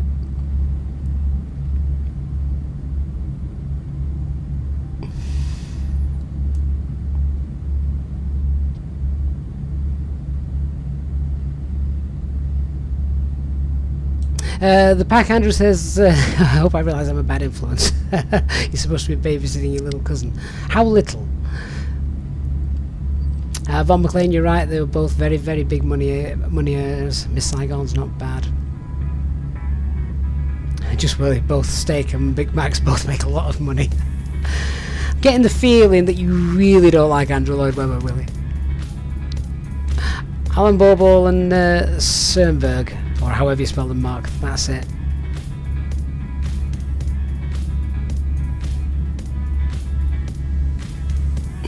Von Berlin says a good musical is supposed to make people feel happy, not bored. Well, you know, Les Miserables wasn't exactly the happiest of musicals, was it? Smooth Flying says, hi EasyJet. Hello to you. Is it worth getting the Fenix? I would say so. If you're an Airbus fan, it definitely is. Oh, my flight simulator's come back. Excellent.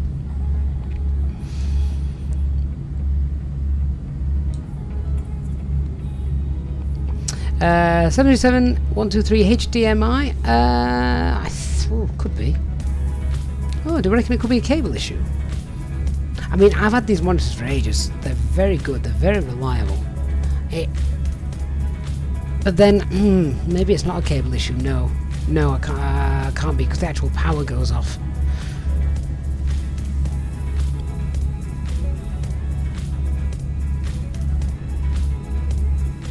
Yeah, Danny, sadly the QRH for my monitors doesn't work the same way. Although I do have a switch here to transfer everything over to my right-hand screen. So, yeah.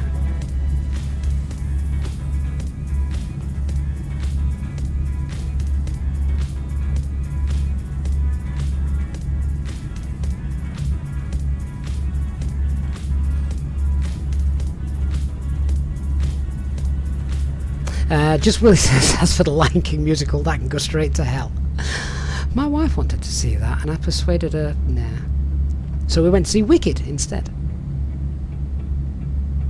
Danny says his motivation peaks around 10:30 in the morning, then goes downhill. Well, actually, no. You didn't say morning or evening, Danny. I'm just presuming 24-hour clock Zulu time. You meant 10:30 in the morning. Talia says the display just popped out to the loo. Hey, Talia. Hope you're well. Murad, using the tablet to access the Fenix EFB is great, indeed it is. Danny, do I use DisplayPort? Do you know that it's either the cables are tangled up behind here. I don't know if this is the HDMI or if it's a DisplayPort outlook. Dan, could be wall socket or power supply fault. No, if it did, I think everything's shut off. Willie, Wicked is pretty good. Have you not seen Wicked? Oh, it's wicked. Right. Fuel check at Adika.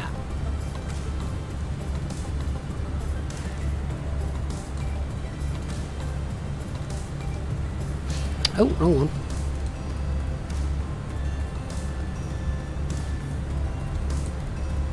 Yeah, so we took 10 tons, which is 1.4 tons extra. Let's find Adika. Here we are, 52 minutes into the flight. Oh, lovely. What fuel should we have? We should have 6.9 tons of fuel. 7.3. I'll take that. Vaughn says his favourite musical is We Will Rock You. That's definitely one I've not seen.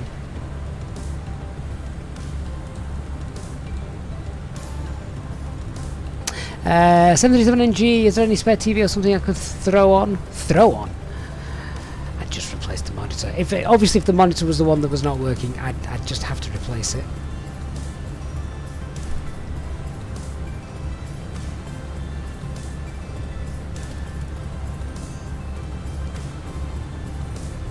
But basically my two monitors are identical. So they're also readily available.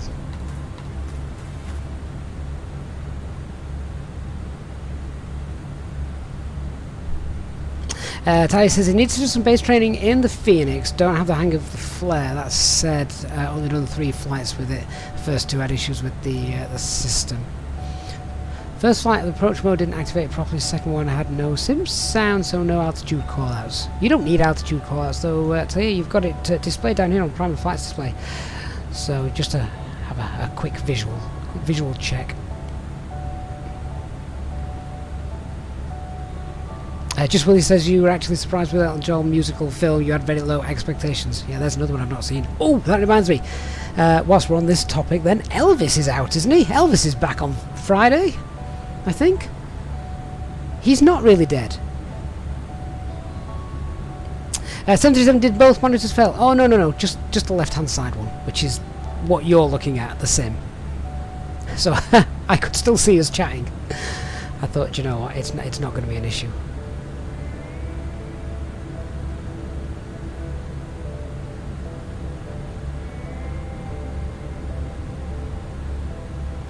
Tom, sky's the limit. Good evening to you. Long one for me today. Yes, yeah. What, 2 hours 45? We've got time, so we thought, why not? Let's enjoy.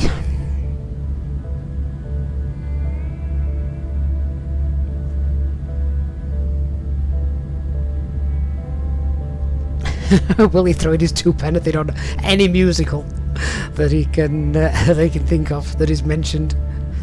Just Willie, Starlight Express. God, that was awful. It only had one song, didn't it? And that was the Starlight Express song.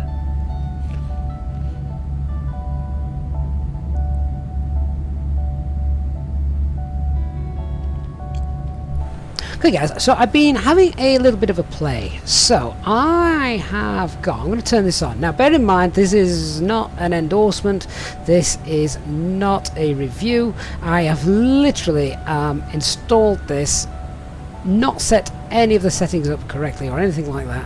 So don't take this as read. I'll be doing a video on this properly in a week or so.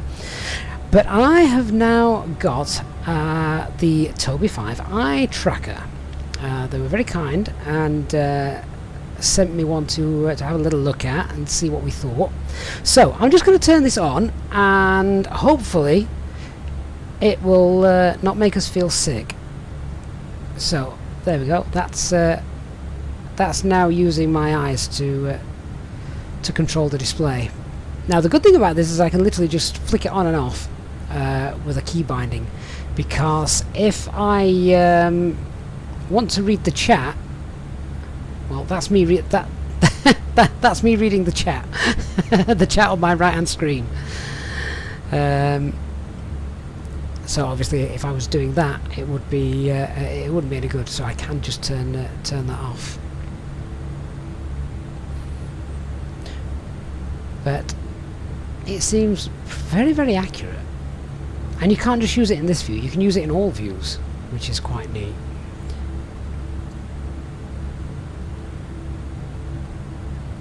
Ray says don't sneeze. Well, hang on, let me just mimic a sneeze. That actually looked quite realistic. So yeah, if you move the head, there we go. One of the things it can't do yet, I mean this will be added because they're working with Azobo to sort of code it all in there, but one of the things it can't do yet is if I lean forward it doesn't zoom in, so I'm just leaning forward now. Perhaps becomes a little bit more sensitive as I do that, but it does not it doesn't zoom in on the displays and things, but it's quite neat I'm impressed. And what I have done with this, as I've just said, I've got 2 monitors. What is quite decent is when I'm not streaming and I'm using both monitors for this, having it turned on, because then I really can almost get a full flight deck view and experience. But yeah, if we jump to the windows here, we can have a quick look around.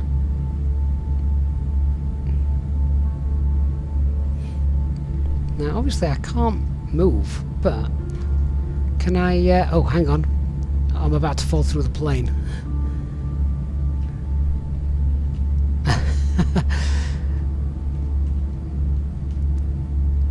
I was going to try and we just see. Can we walk around the cabin this way? There we go. Man, I've never been this tall in my life.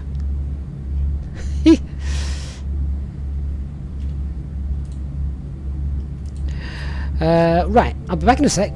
First officer's just barking, so give me a minute and I will be back. We'll discuss that afterwards.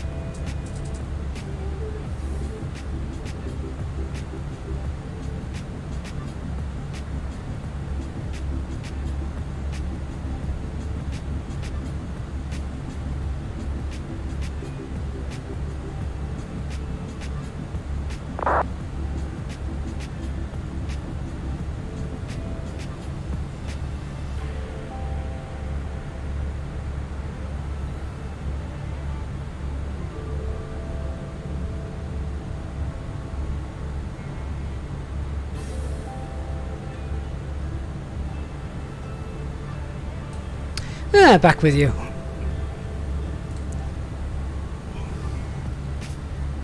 Yeah, so the Tobii Eye Tracker, I need to actually go and, you know, set up the actual sensitivity settings and perhaps have a little play with those. But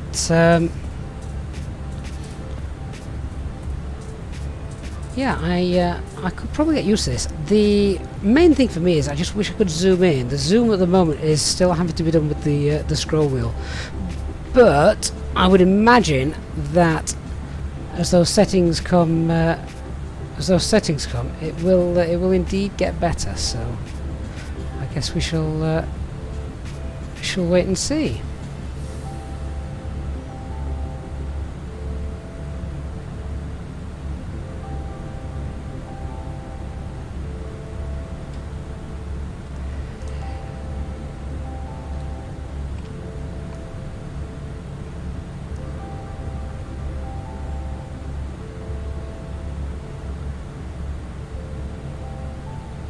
Christian, no headbanging. God, no.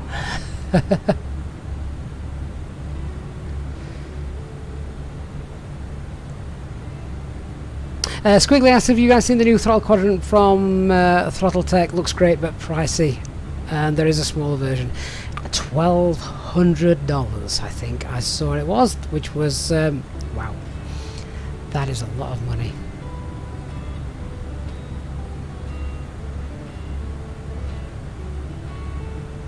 Willie says you feel tracking is better for smaller cockpits, GA, rather than... Yeah, so I would imagine when we're doing our I-95 flights, that could be quite useful, couldn't it? That'd be really, really nice.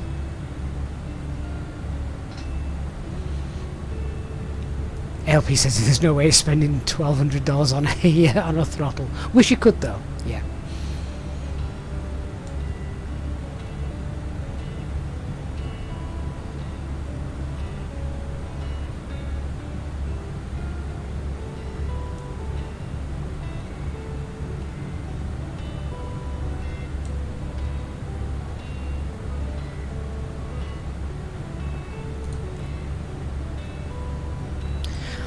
Take a quick look then. Are we still over France?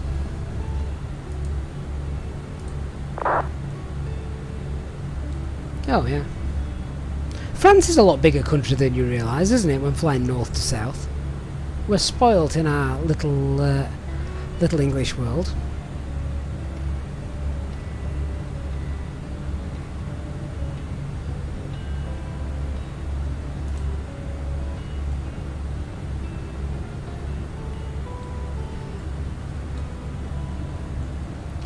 I think our flight routine as well is pretty it's pretty direct in all fairness. It's not no massive directs. I mean, we're not going to go direct from here to Tunisia to save time.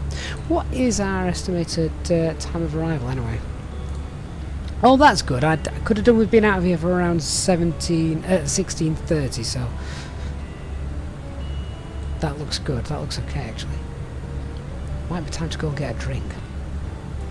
A nice cold drink. That's what the first officer wanted. I had to give the first officer a drink.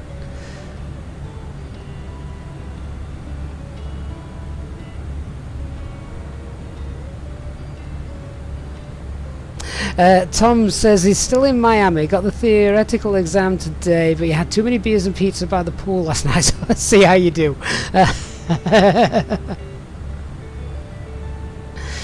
Charlie, you prefer the Boeing's kneecap removers when you leave the handlebars out? Yeah, they. I've seen those in the sim. They spin fast, don't they? They really do. The stabilizer trim, in case anyone's wondering what he's referring to. Natalia, anyone know why you can't move the trim next to the throttle? Have you got your engine started? This requires hydraulic power to turn, so you can't turn it unless there's any hydraulic power to the aircraft. And you do not need hoppies. No. That's only if you want to use the ACAR systems.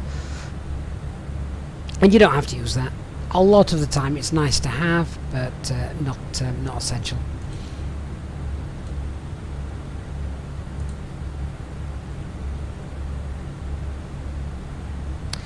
Fluffy white clouds over France then. Looks good. Where's this cabin crew with the beer? I mean soft drink.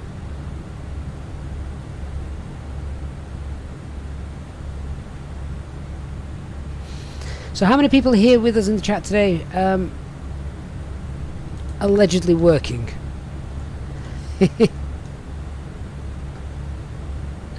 And Alec Clapperton says, good afternoon, just started watching your videos and I'm thoroughly enjoying them and finding them helpful. Alec, that's great to hear. Good to see you on a live stream as well.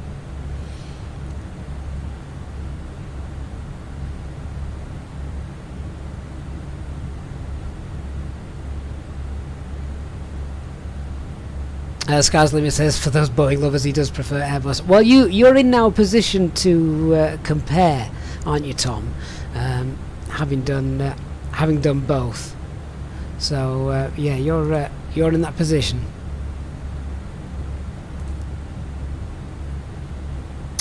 And just Willie says, it's a beautiful day in Scotland. Unfortunately, you're admiring the indoors. That's because that's where all your Excel spreadsheets are.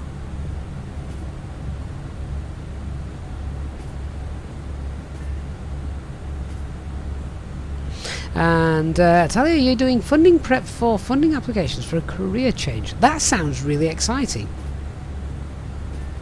I mean, changing careers is no mean feat by any scale of the imagination, is it? So, well done you. Right, some clouds coming up. We'll see how we fare with those. Those clouds were due to go up to around 42,000 feet, was it? Next Generic says it's tuning in from work while working. Right, so stream time. We've still probably got a... well, I'm just having a look actually. Probably got another hour and 45 minutes to go, something like that. It's plenty of time. Daddy says I should be learning for tomorrow. However, today my motivation peaked slightly earlier than 10:30. In fact, it didn't even show up.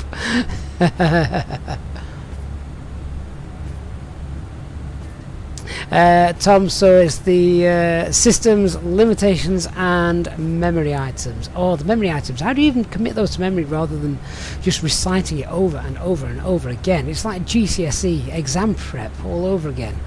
When you were 16 and 18 doing those exams.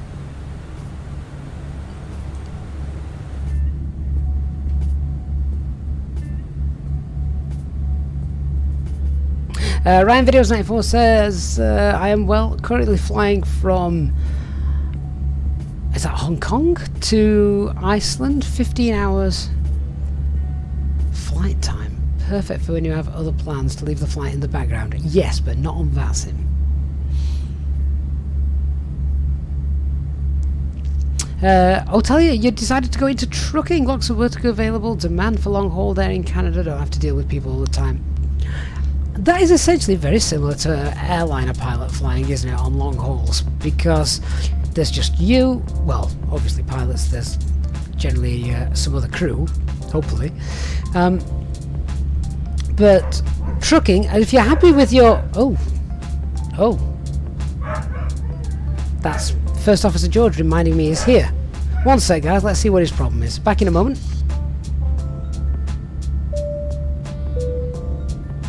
In just a few moments, we'll commence our in-flight service, offering you the chance to purchase from our selection of fresh food available today. All details can be found in your in-flight brochure.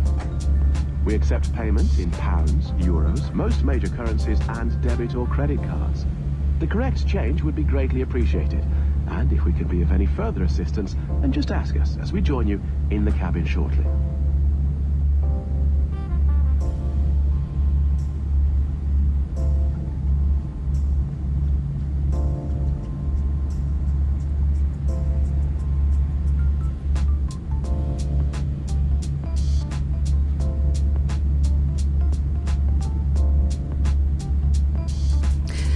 And we're back.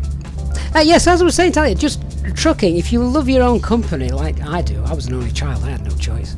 But I like driving. I'm quite happy sat driving however many miles we need to go. Much more prefer to drive on my own than with a lot of other people. Squiggly says I need to change careers. Working to retire, that is, if only I had the money to actually do it. Well, yeah, that's the other thing as well, isn't it?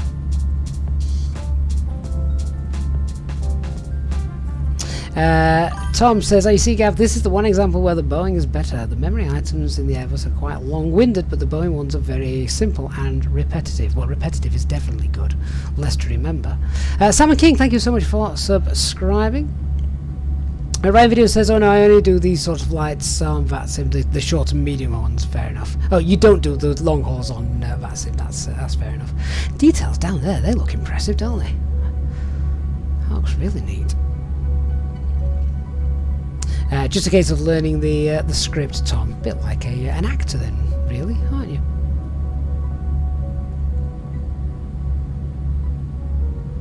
Pack Andrews says permission to leave the cabin, fasten the seatbelt sign. Do you know what? I may have to go and grab an apple or something from the back. I'm getting a bit hungry, a bit peckish.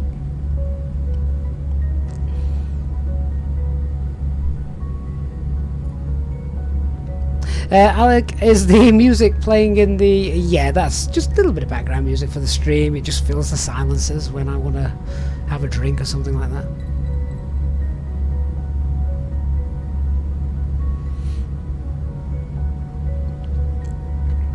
Awesome views.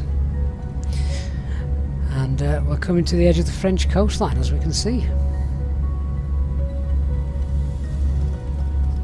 If you haven't done so already, guys, please do hit that like button. Makes a massive difference to the channel, and with the long flight today, we might even introduce some new people to the channel as well. Riney, I'm on a 24-inch, two 24-inch monitors.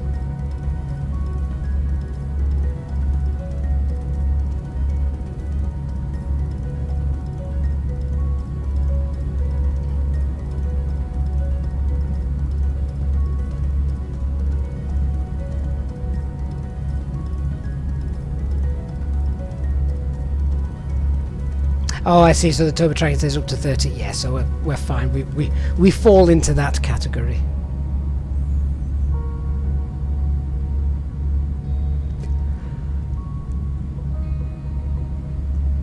Charles says he wishes a realistic 757 would be released. Beautiful aircraft flies so much easier than the 737. I'd agree with that, Charles. I've said before on stream that if I had to pick a Boeing aircraft, the 757 would be my go-to. It can do long, short, quite happily, suited to both. It literally is a long, short, medium airline. It's the best of all round worlds. Willie, two 24-inch monitors. Is your eyesight that bad? Well, the left-hand one has the same. The right-hand one has you guys on it.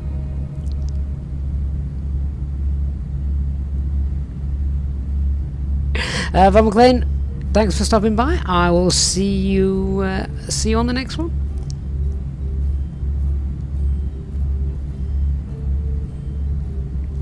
At least with the 757, you can do exactly what you want, can't you? It's not uncommon to do a short medium-haul flight on a 757, and you could also use it for the long haul. It was designed to do both, crossing the Atlantic or crossing the country. Dark Fury's back. Hey, Dark, how you doing?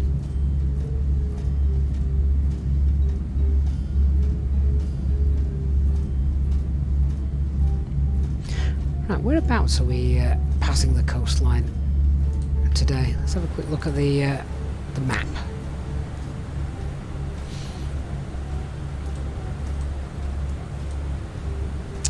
Oh, we're over Montpellier. Okay.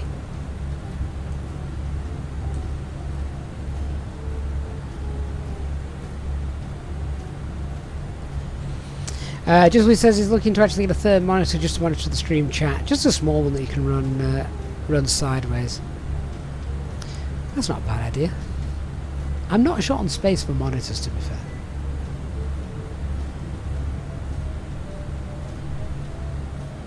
Just got to remember, the more monitors I've got, the more GPU power I'm using.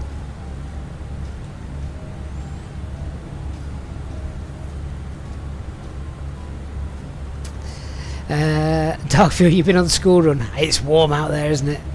Yeah, the reason the first officer barked a moment ago is one of the kids on the street came asking for our lad to see if he can go out and play, but he's not here.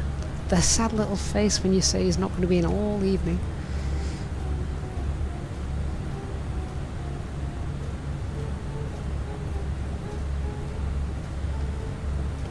Danny says, sky's the limit, Tom. Let's see if you can remember the items then. Jet upset recovery, nose high. Can you tell me what to do? I don't know this. I'm going to use common sense and say push forward on the yoke. I'm sure there's other things to add to that as well. Wings level, that kind of thing.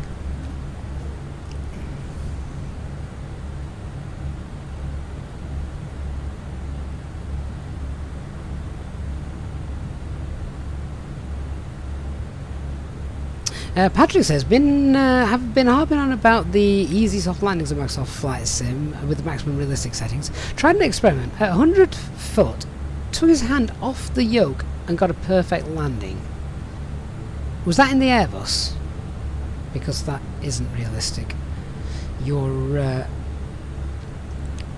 horizontal stabilizer of the aircraft at 30 feet starts to lower that nose down for you. Or it should do. Just Willie asks, how are the girls, Gav? Getting big? Getting annoying. Oh, the arguments.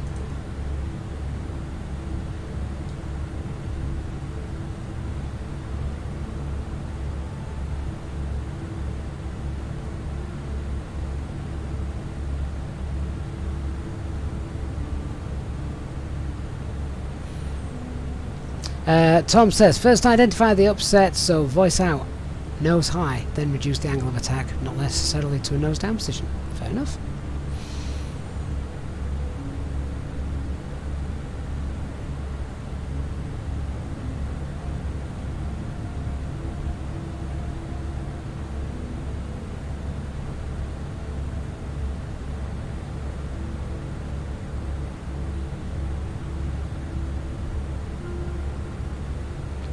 Denny says is at work watching the stream and flying to San Francisco and back. Wow, you're doing 3 things. You're watching the stream, you're flying yourself, and you're meant to be working.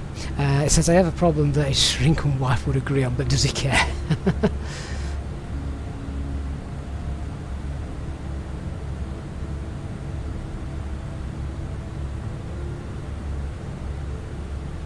Tom, that upset recovery sounds very similar to the Airbus, to be fair.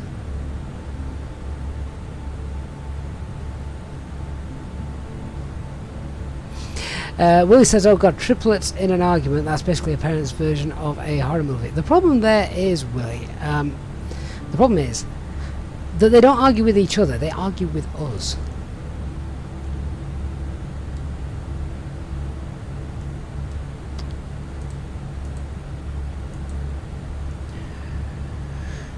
Right, so we are now over the Med. Say goodbye, France. That's behind us.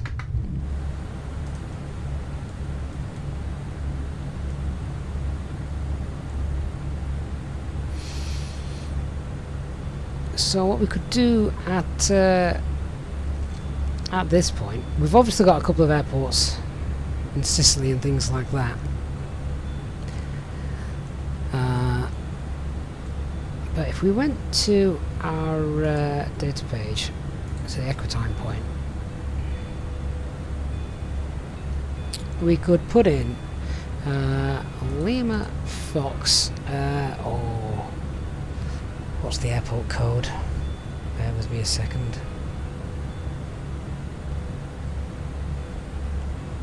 Mike Tango, yeah, needed to double check. And there we go. So now we've got a new Equitime point between the south of France and Enfidah, 240 miles away.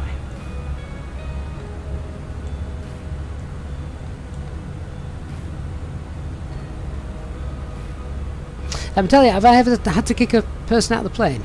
I've had to kick a few out of the chat.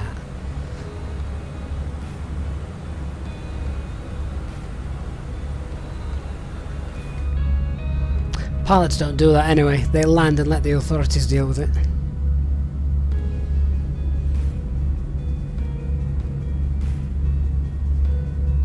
Ryan says the longest flight he's ever done on VATSIM was Gatwick to JFK on a across the pond event last year, but never doing it again. It's too long to be at the desk that long. Yeah, you can't really leave it, can you? Busy all the time.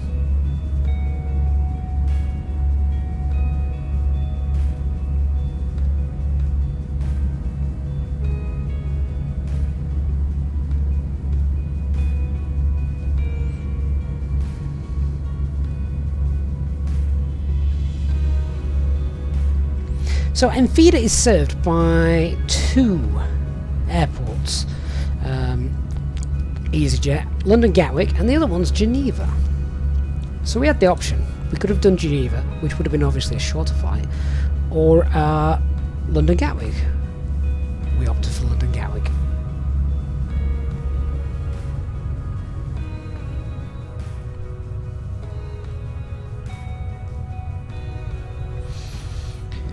Not much to see for the next couple hundred miles till we get to Sicily and things. Should we just do a fuel check? How long we've been in the air for? Let's see how we're getting on. Tindy, and then I'm going to go and chop up an apple, and I hope it's sour. I love a sour apple.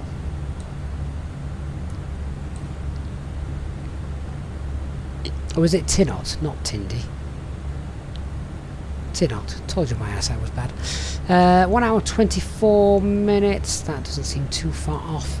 And we should have 5.8. 5.9 tons. Oh, easy. Just really asked, did I see the new announcement from Easyjet? 53 new commitments for A320 Neos. I did. I was kind of a bit disappointed they didn't decide to go for the 321 XLRs. Like Easyjet crossing the pond. Can you imagine? JetBlue do it.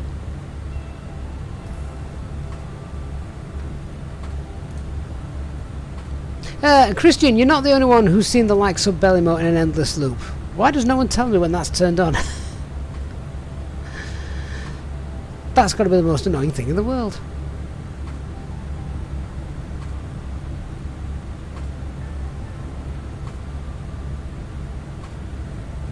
Just when it says you think the A319's days are numbered. Pilots don't like them anyway. They prefer the 321s.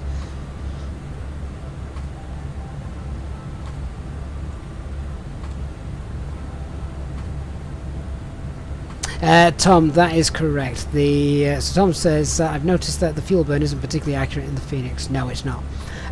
It doesn't burn enough fuel, basically. And the devs do know this, and the problem is they've come up against some of the coding in Microsoft Flight Simulator, which is making it really difficult to sort out. So they are aware of it. But they need to try and find a workaround.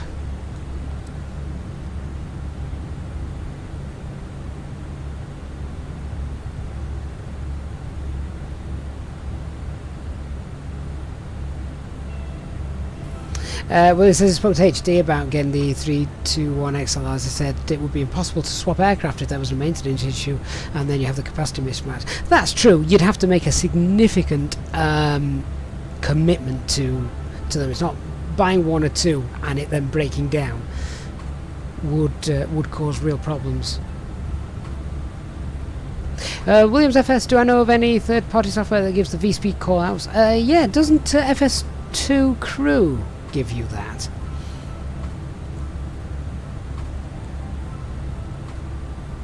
Christian, have I unplugged the AFB power cable before takeoff? No, I forgot. See though, Willie, there are times that that the fleet does let them down. For example, at Skiathos, the 321 is prohibited. So if you've got an A320 going there, A319 going there, they broke down. Whatever was meant to be going there broke down, for example, and the only ones that were sitting around waiting to help were a 321. They'd be no good.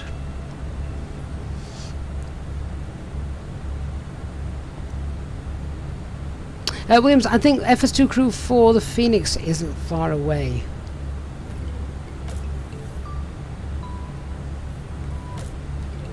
Just what it says, strangely, the biggest 321 XLR customers are American operators.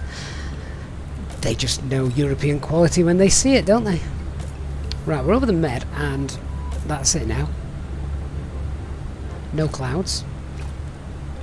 I am looking forward to this. It's been a while since we've done a good long-haul flight. How long have we been streaming for? 2 hours and 10 minutes so far. 2 hours and 10 minute stream on this Wednesday afternoon. What a great way to spend an afternoon and pass the time. And there's always a great sense of achievement, isn't there, if you fly a long-haul flight.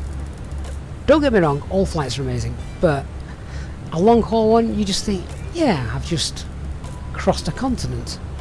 Which is something we actually rarely do now. We rarely fly outside of Europe.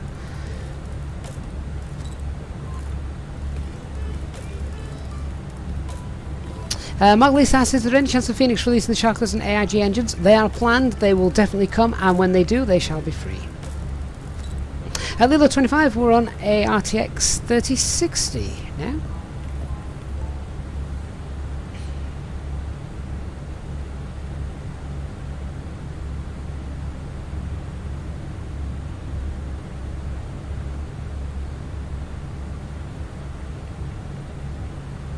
And just Willie, yeah, Boeing have scored some own goals of late, haven't they? So Willie's saying it's caused a lot of damage to Boeing.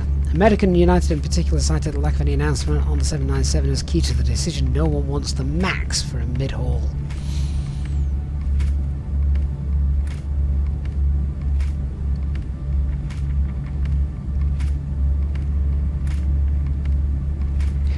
Got to invest in new aircraft. That was the problem with the 737 MAX variants. They weren't new aircraft, they were just new engines. And the fact that it up-tipped the CFG and how it how it flew when you added power and things. That was the whole MCAS issue. Dark, we need to take the Phoenix on a trip from UK to Aussie. Oh, do you remember that? That was part of that formed our long haul flights, didn't it? For a couple of for about a month, I think. Jonathan Solander, good afternoon, my friend. Says, good afternoon. Just watched the departure and wondered if you used Phoenix pushback or pushback tool helper, as you didn't see anything to get us off the gate. So I used pushback helper. Is how I did that.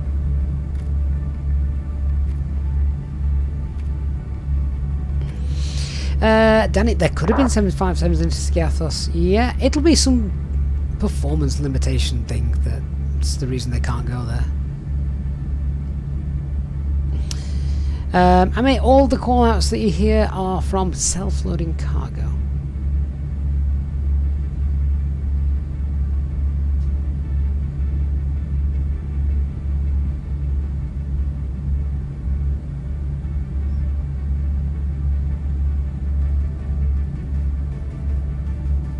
So if Boeing were to say, do you know what, the 737 has indeed had its day, and they were designing a new aircraft from scratch, what would we expect to see from Boeing? Do we think another mid-haul, short to mid-haul to compete with the A320 and the A320 Neos?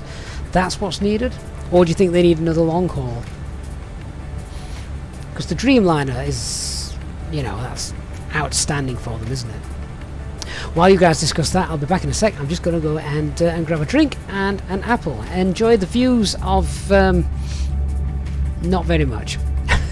I'll be back in a minute, guys. Back in 5.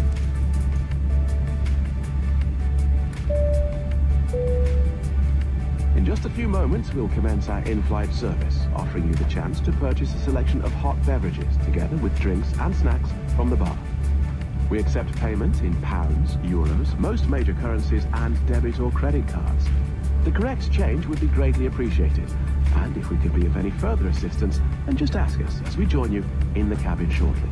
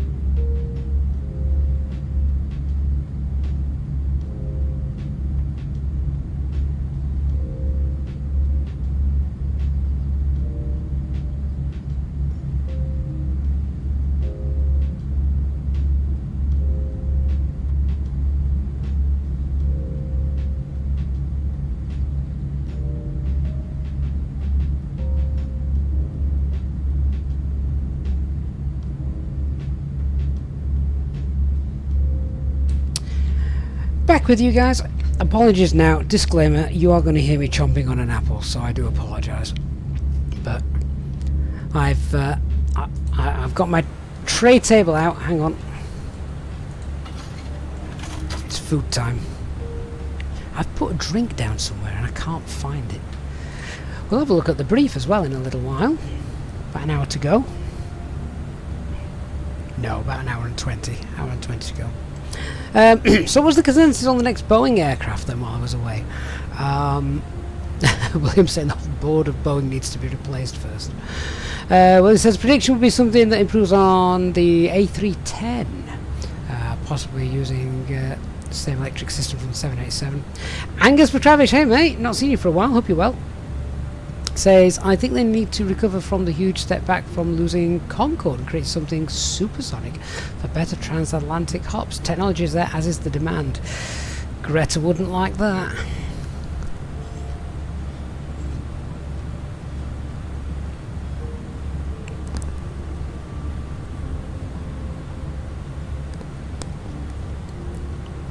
And Natalia says, I think the Max does a good job already.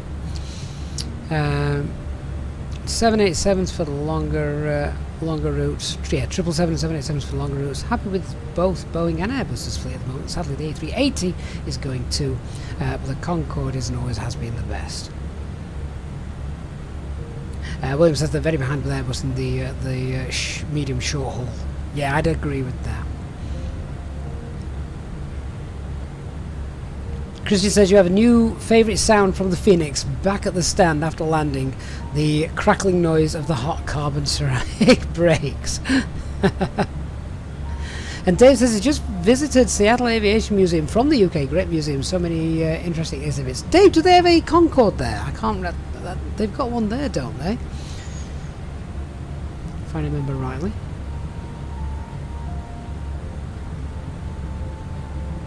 Tally says, I know iPhones can be frustrating, but eating one seems a bit harsh.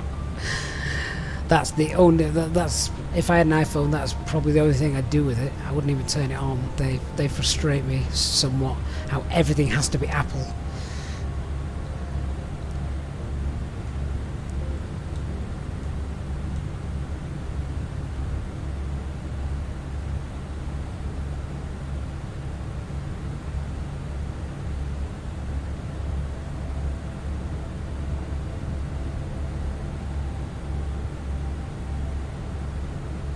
Tally says the big challenges with supersonic is that there are restrictions on where they can go supersonic. Well, that is indeed another option.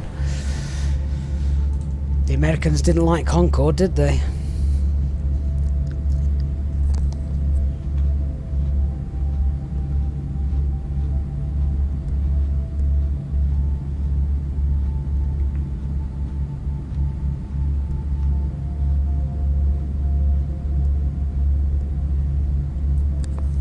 Christopher says, when he throttles up in the Phoenix, there seems to be a long delay. Christopher, you're comparing that to the fly-by-wire, so that's normal. Don't worry too much about that. That's fine.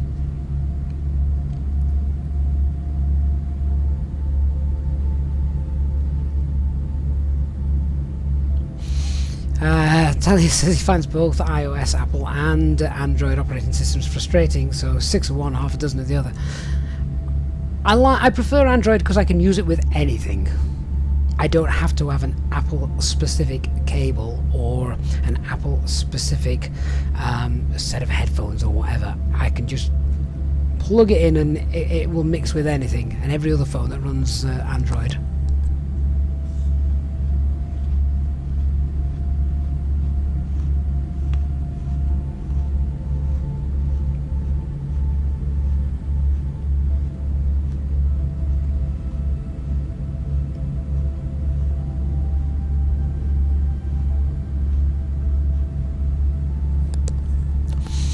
Jonathan questioned, do I or anyone else have random ATC frequency changes, swapping the standby to active, etc. happening in the Phoenix and also happens fly-by-wire? Make sure you've got all your assistances turned off and check for any key bindings for VHF1 standby toggle.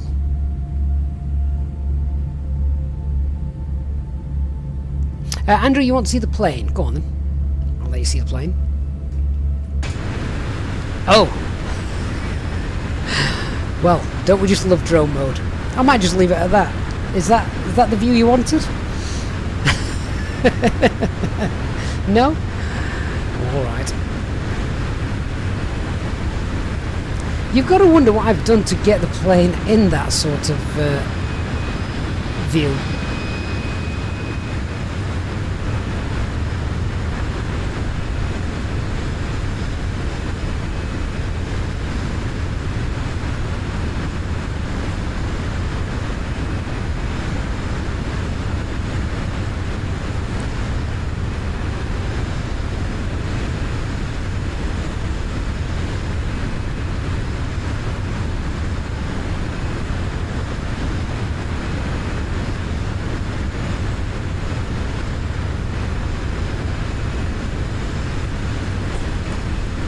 Dark, this is the old version because I was in Gatwick and I didn't want to put it under any more stress.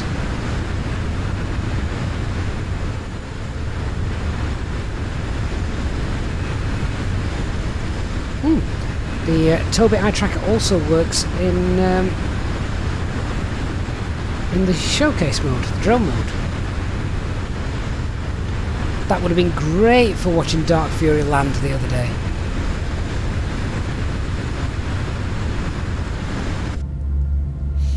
Ooh, that's better.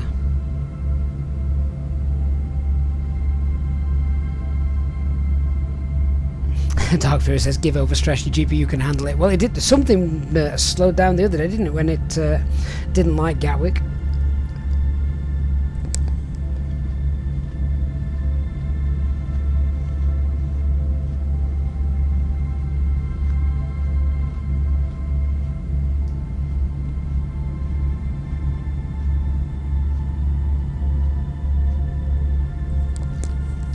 No, Dark, we can't skip a split.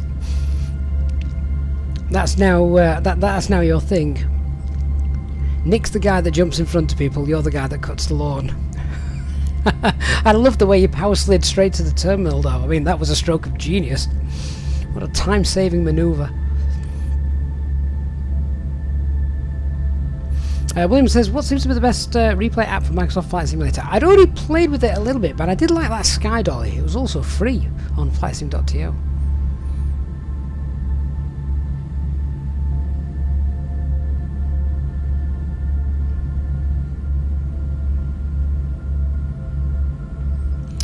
Turismo Steve, yeah, a little bit of camera trickery. We weren't really inverted. My self-loading cargo passengers would have been screaming at me if that had been the case. Malik, do I think a company like Fenix will make the 330 or the 350? No idea.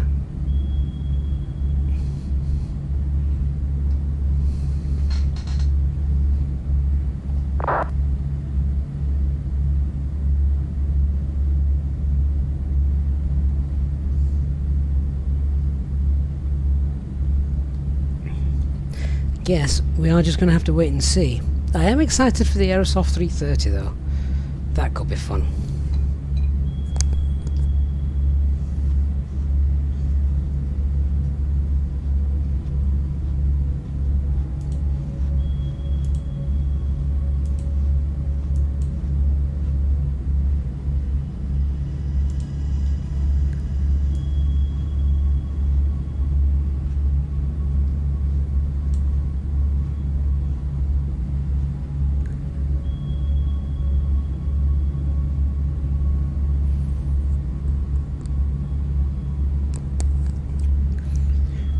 Let's have a little look at this approach, shall we?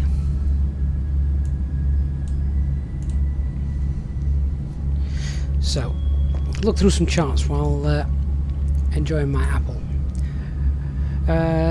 Before we go any further, let's just see what the weather's currently doing at Enfidah.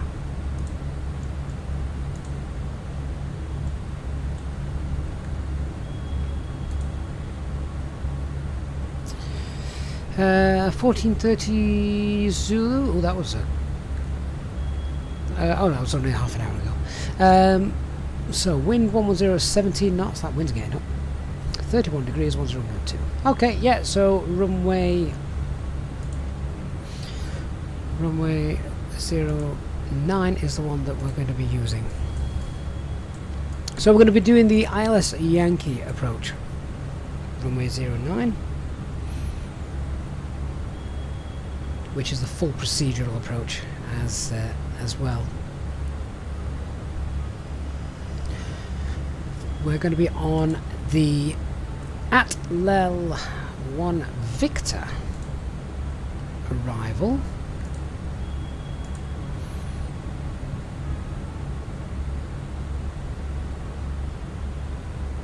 And once passing ATLEL we can get down 6,000, 12 miles, then down to 4,000 minimum. And if we just have a look here, oh actually we can get down to 3,000 for the full procedure. So 3,000 feet at the VOR and then down to 2,500. To be honest, 4,000 would be fine because we've got plenty of time to get down and lose 1,500 feet as we fly the teardrop shape. So transition altitude is 6,000 feet, platform altitude is 2,000 feet. MSA around the airfield. Now there's a little bit of terrain here, so that's worth bringing in. So as we first come in, MSA is going to be 29,000 feet, but then as we leave the VOR to make the procedure turn, MSA is then 5.3, so we need to make sure we stay on track. Cav OK, ILS 219. Are our minimums? ILS identifier is November Zulu India, airfield elevation 19. Missed approach, straight out and then back to the VOR it seems, straight ahead. And then at 4 miles, but not above 2,000, left turn to join the VOR at 3,000, then as directed.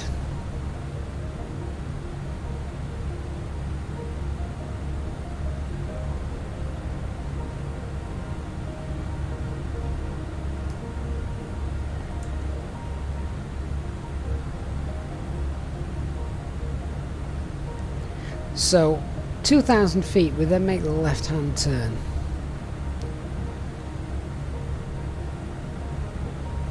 So make the turn before we reach 2,000 feet, that's interesting.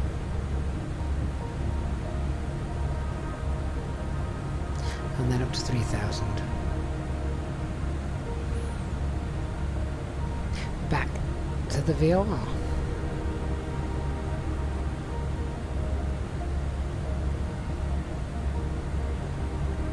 Right, let's check that this looks like what it does in our in the box.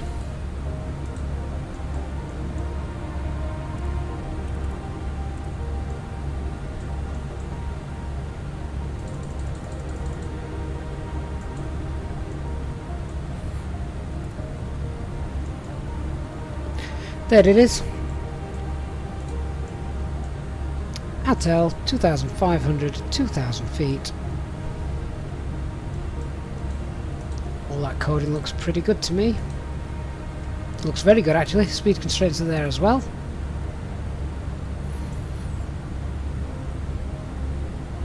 Yeah, don't really need to amend that. That looks spot on.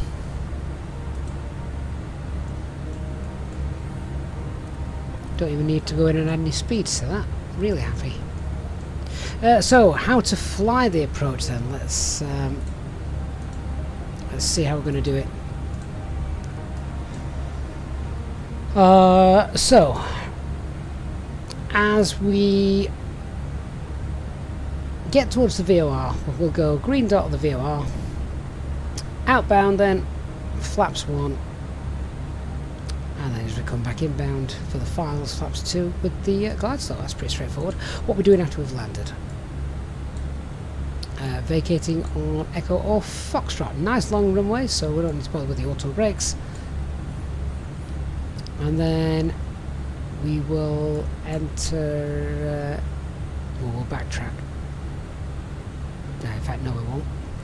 Let's have a look, see if we've got actually anything on the charts with regards to arrivals, taxi procedures.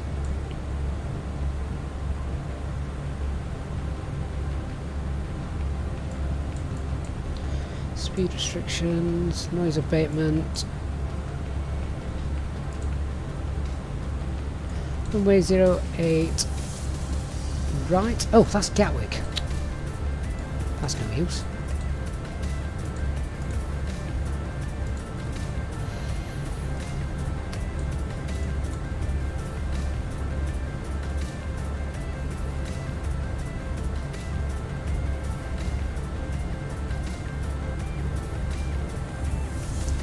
Oh, I wonder if they're using runway 27 then. Although that tailwind's getting up. Let's have a quick look. If I jump onto flight radar 24, let's see what happened recently.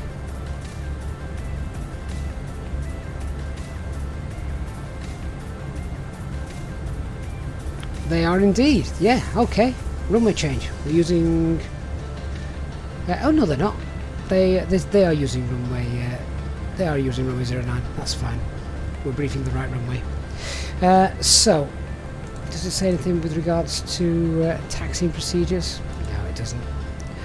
In that case, with no ATC, all we shall do is we'll vacate Echo and then uniform November back in, unless there's a one-way system. Nope, can't see anything. Fine.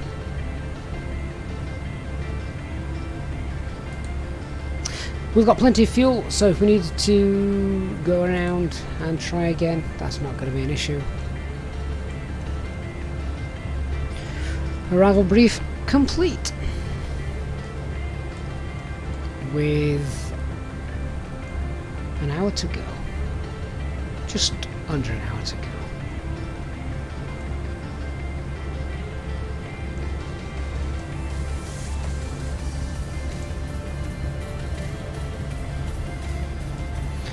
Ah, I think we're over Sicily now, aren't we?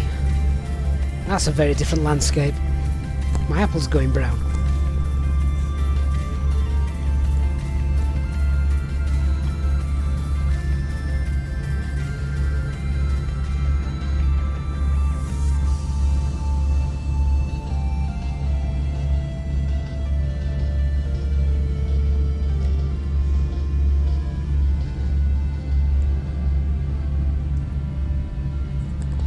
Regis, why does my wife let me fly all the time? I'm lucky. She's not in. And neither are the kids. I can do what I want. I had the choice. As I finished work this morning, the work I got to do, I had the choice of either slumming out in front of the TV, sitting out in the blazing hot heat, or flying with you guys. What would you do?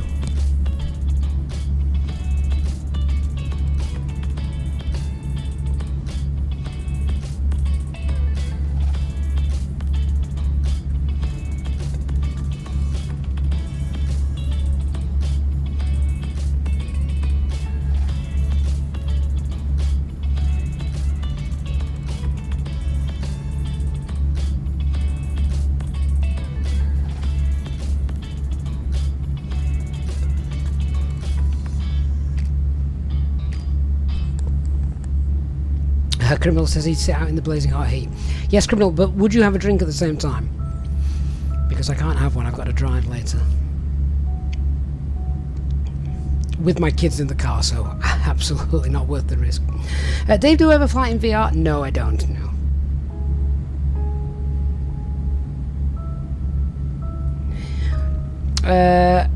LED teeth, did anyone hear of the red air landing gear failure at Miami yesterday? Yes, I did see that.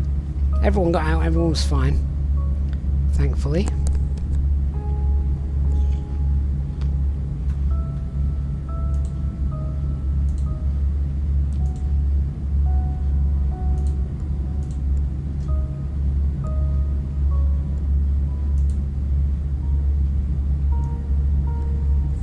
Captain Nathan, good afternoon to you. Hope you're well.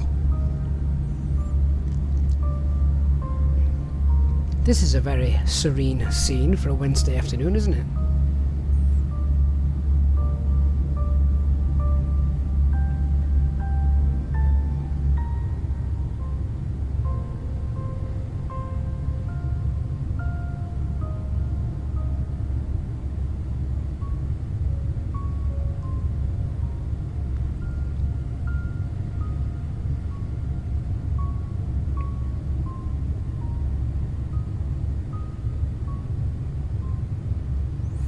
Did say that we weren't going to get much turbulence today. We saw the cumulonimbus clouds and towering cumulus clouds that were sort of embedded over France. They were there. That was nice to see. But now I think we should be pretty much cavalcade all the way.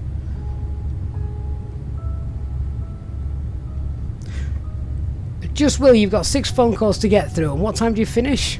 5 o'clock? That gives you 20 minutes. Good luck. 40 minutes, sorry. 40 minutes.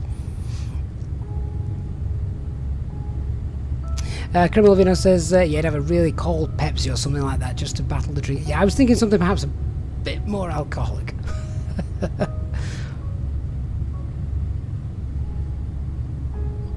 Regis, no man should be eating in fear. Absolutely.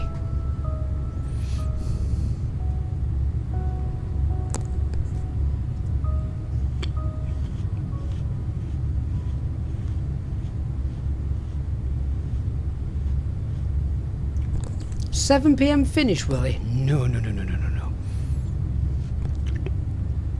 That doesn't sound fun at all.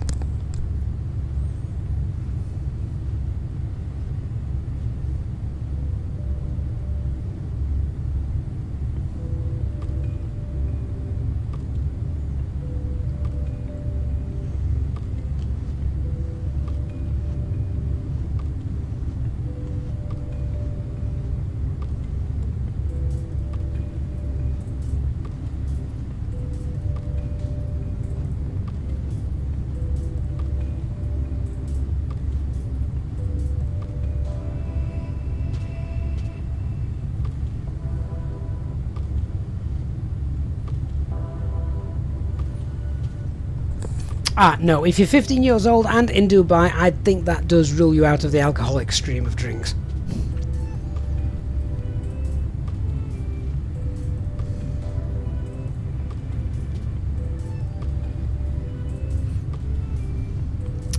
And Vitale says the 1490 is around the corner. How much do we expect that to retail for when it comes out?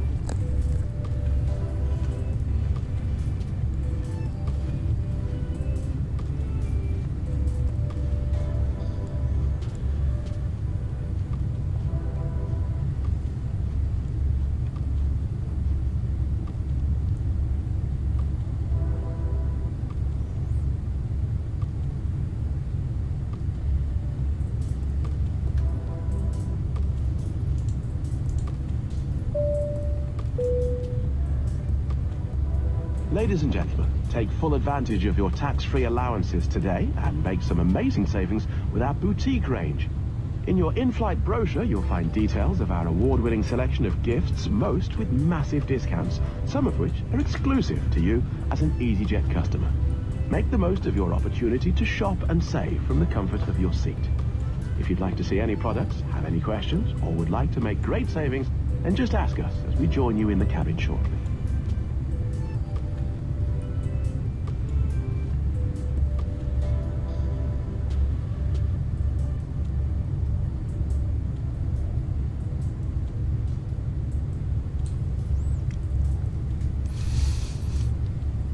So one of the things I have noticed when flying on VATSIM is there are certain areas of the world that are sadly never really covered that well.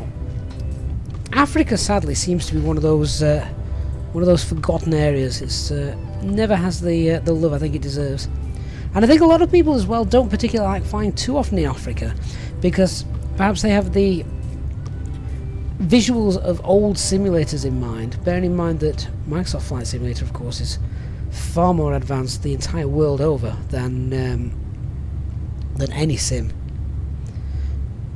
So think places like that really should get a little bit of extra love.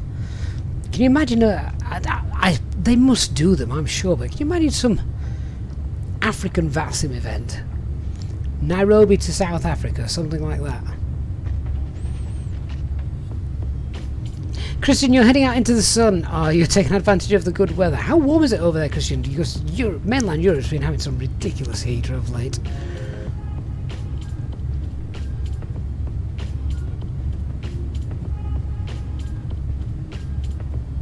William, you got a litre of Dad's vodka for Father's Day. It's Dutch and very tender. That sounds nice. All potato, will I be getting the Pindage 737-600? I don't know. I mean, I know I said that about the previous one, the 700. I've got that. I'm still getting to grips with it. I think if I was to get another 737, it would have to be one of the newer models later down the line. We'll see.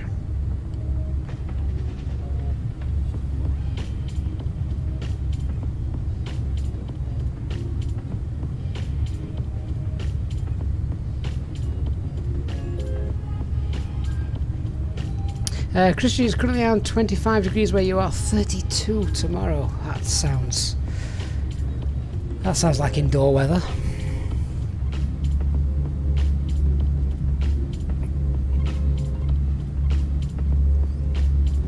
You can do a quick poll in the chat then. Who actually likes the really burning hot weather? Like tomorrow for Christian, it's going to be 32 degrees. Would that make you happy or sad? For me, that would make me sad.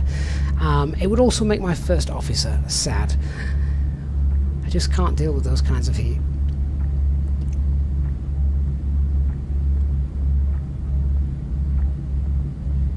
I tell you want a 2D cockpit created in Paint for Microsoft Flight Simulator, just for true FSX nostalgia. Talia, 33 degrees in Toronto right now. Wow. Aviation, you've got a thunderstorm warning for the south of the UK. You're excited. Right, if that comes to fruition, make sure you get on Flight Radar 24 and check out all the arrivals to the airports near where that thunderstorm might be. It's great fun seeing the spaghetti shapes they end up flying. Andrew, probably about an hour, just under an hour.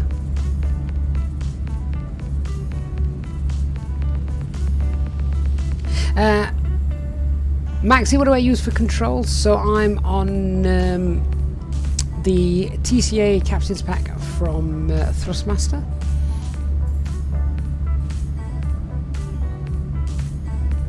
Mid-20s is where Christian likes it. Yeah, that's about my top limit. 24, 25, any warmer than that and I'm not happy. Dan's considering I'm ginger. No, I don't like the hot weather. I see what you're saying there. Jason, nice for a while, but I do prefer the cold weather.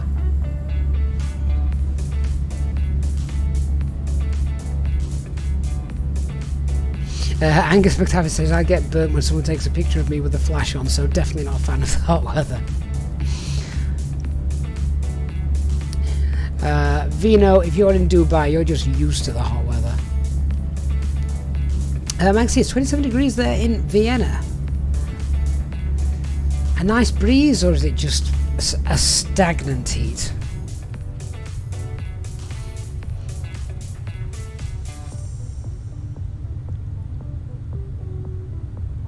As Ali says, Toronto is reporting 37 degrees, and with the 1500 Zulu meter, density altitude of 29,000 feet, airport elevation is only 569. Wow.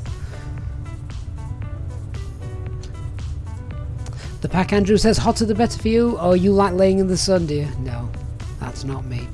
LED teeth, 21 degrees at 9:24 AM. You know it's going to be a warm day then.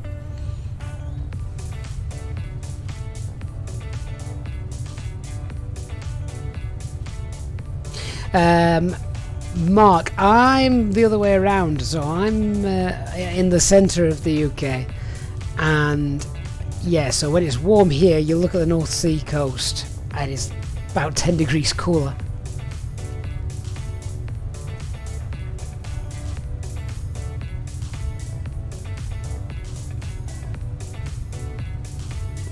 Aviation 007 says originally from India, but 24 degrees in the UK is like 35 degrees, if not higher, in India. Is that because we all say this, don't we, us Brits? It's a different kind of heat. It's not a nice heat when we get it here in the UK. And air conditioning is, whilst commonplace now in shops and things like that, it's not commonplace in homes and houses.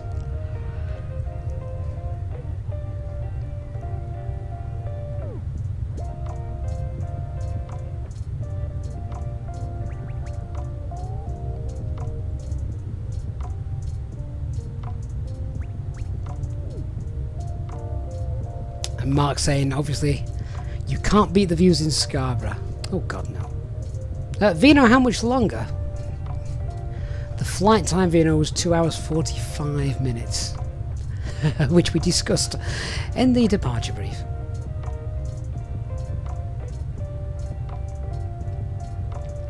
Aviation 007 air conditioning would be amazing right now. The problem that you'd have in England for using air conditioning in residential properties is, one, the cost, and two, you would use it for 2 weeks out of the year.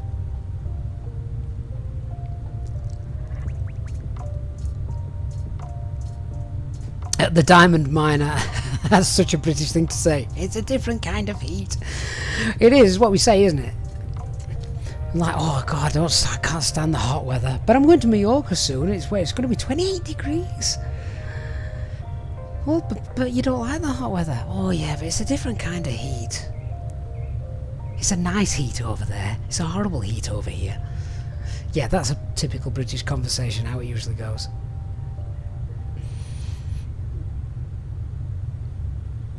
Right, I think that is it. That is the last of the land.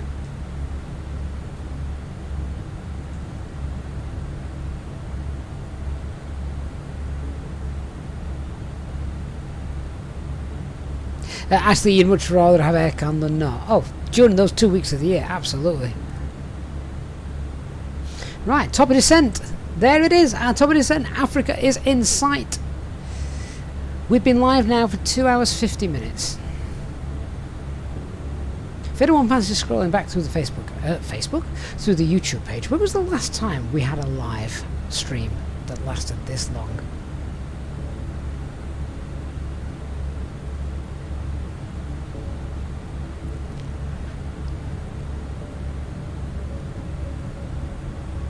Christian, here's the cheap cooling solution. Get yourself a big bucket of whatever, fill it with cold water and plant your feet in it. Blood circulation does the rest. Well, that's why when you go on holiday, people just sit with their feet dangling in the pool, don't they? Oh, that's just reminded me. Okay, once I finish this flight, I'm straight off to meet my lad and his friend who have got their swimming lesson tonight. Now, the viewing platform for the parents is, and everyone knows a swimming pool. Inside internal swimming pool, everyone knows a leisure centre swimming pool. You walk in and it's just red hot, but it's okay because you get changed, you have a quick shower, you go jump in the pool, and it's probably a little bit cooler. You're in the water. But for those parents on the viewing platform, which is on like the second story looking down, oh, it's like hell on earth.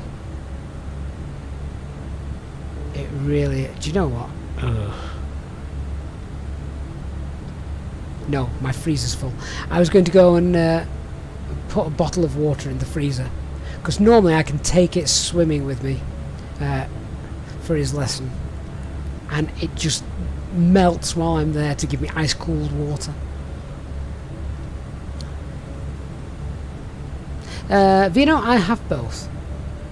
Today I used the free one. Aviation, hi my friend. Welcome on board. We're slowly getting to the exciting part of the flight.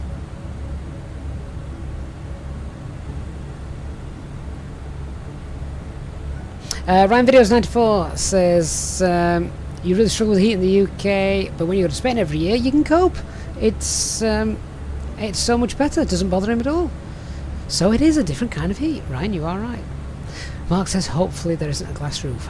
Well, Mark, of course there's a glass roof. Saves on the heating bills, doesn't it? My child swims in a greenhouse and we have to watch.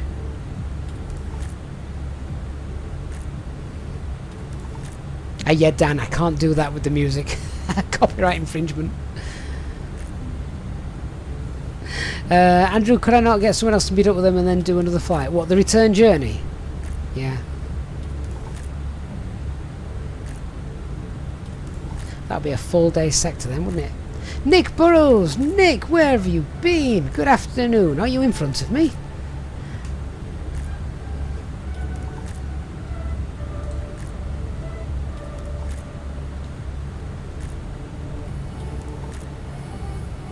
And LED Teeth says he hates it when clothes stick to him. You have to go to nudist beaches to solve that problem. AXM, hello. Reaper, I won't be doing a flip.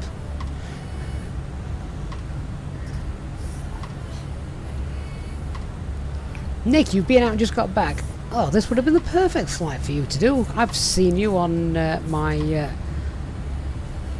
my world map when I'm browsing through things. I see you all over the place. I know you like your long flights, Nick. Dan, indeed, though. Better late than never.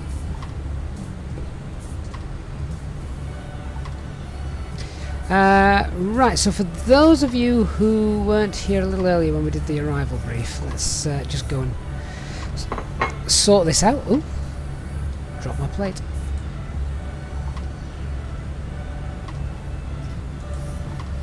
So we are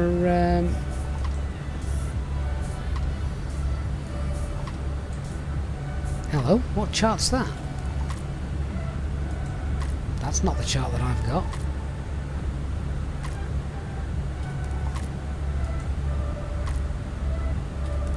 That is not... I don't have these charts. Where are these charts from?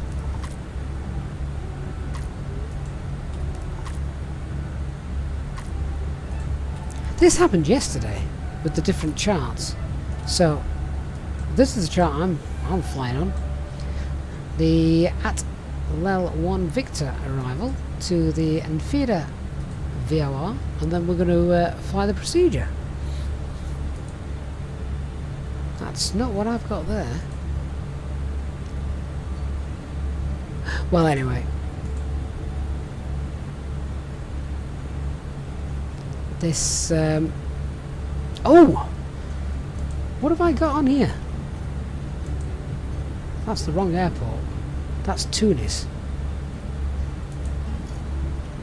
I've selected the alternate. Should we have a look at the right airport? Ah, there we go. To be fair, we don't need that chart too much for the brief. This is the one that we're after. So very straightforward. We're going to be green dot, and we'll head down to 4,000 feet.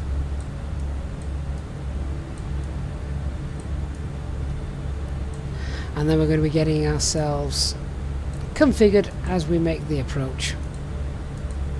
So we'll go flaps 1, obviously then with the glide flaps 2, and then we'll start to drop our speed down to 180. That's a terrible 8. Fat fingers on the iPad. And we need to be at 2,500 feet.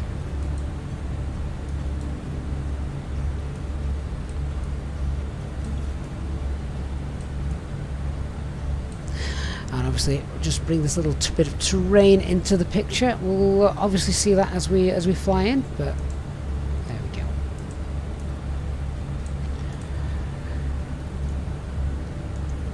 Plenty of time. And we've already discussed we've got loads of extra fuel, so that's not going to be an issue either.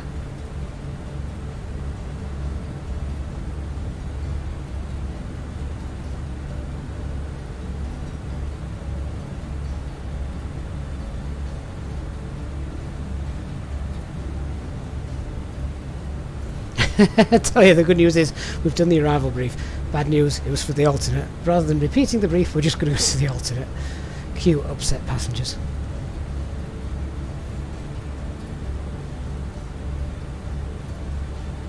William, you bought the Just Flight Lanzarote Airport. Looks very nice. I didn't have time. I knew I could do a long flight today. I didn't have time to do that. Vino, have I set the approach phase in the McDo? God, no. We're far too far out for anything like that.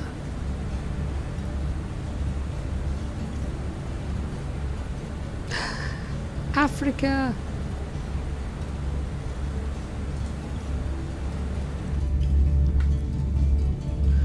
Will it be brown and barren, or not? I'm not familiar with the African landscape too much.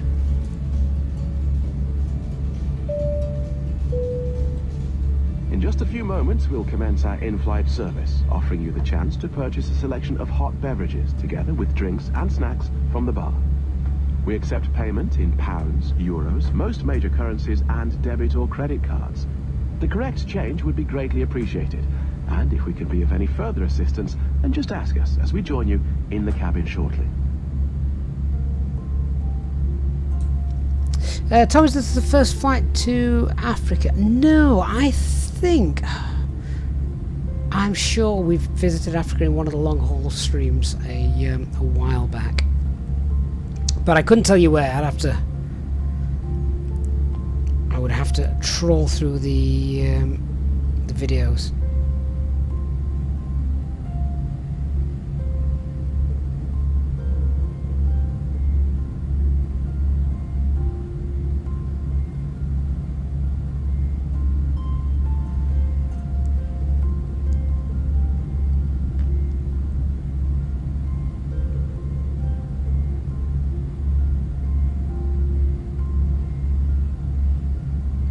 It's also very nice just to do a full stream in the daylight as well. Said this before. As much as I love nighttime, daytime looks stunning.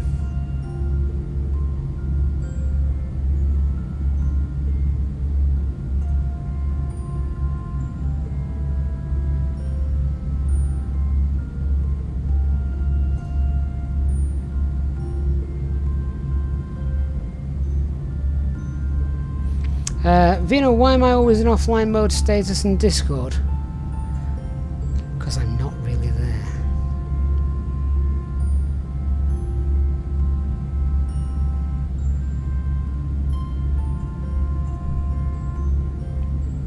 I'm going to be interested as well to see the custom scenery that we have for Enfidah, which is nice.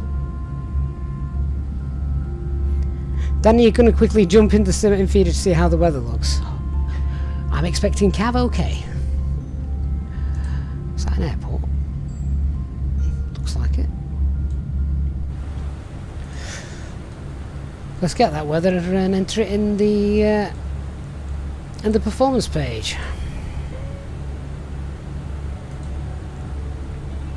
29 degrees, QNH is 1012. 120 at 17 knots. Wow, that wind is getting up.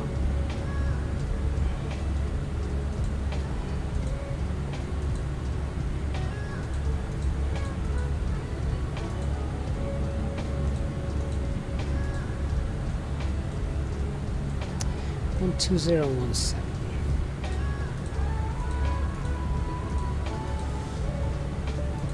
Transition altitude is 6,000 and the barrow is 219.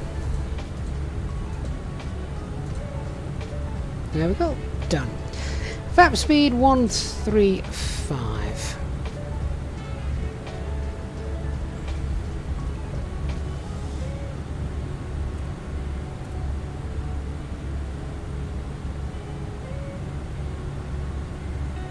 HD starting his appearance with a question. Why? Hey HD, how you doing?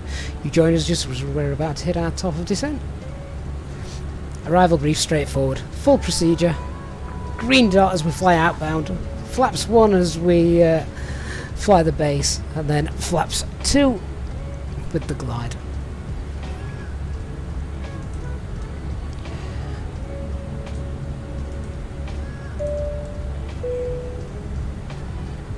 Ladies and gentlemen, from the flight deck once again.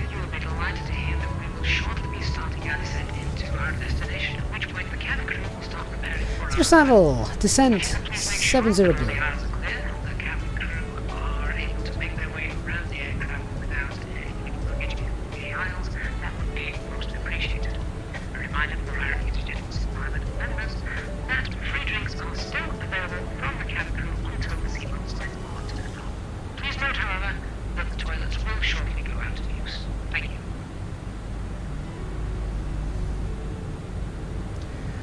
Let's not approach MMO, shall we?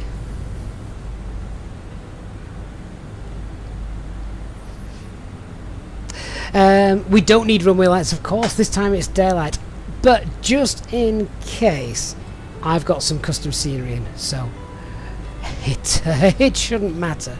We should be fine.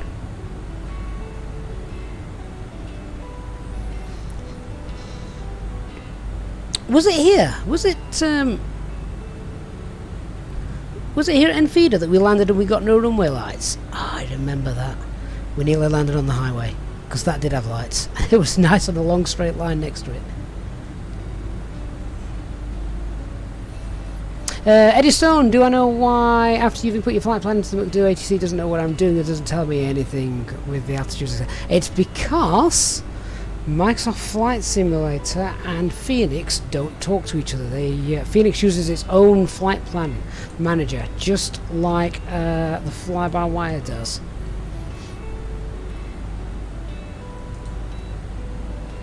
So that's the reason why they don't talk to each other. Right, just push for managed descent now. There we go.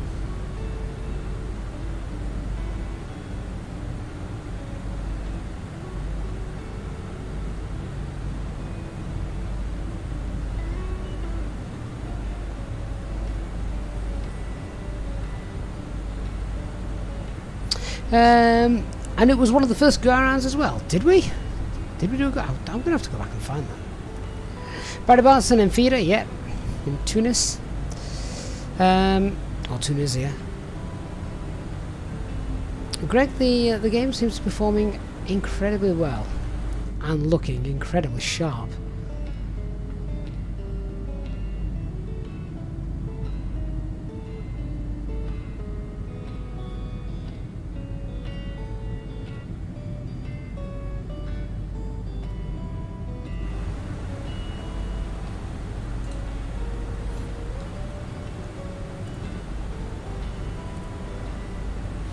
That's a strange routing.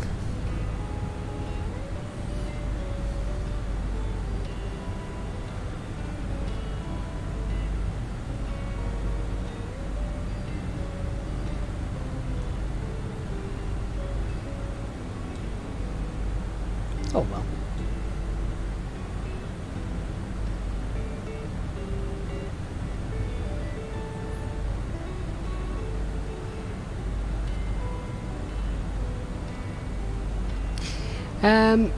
Agnes says, what are the main differences we've noticed with the new rig? Overall smoothness, really.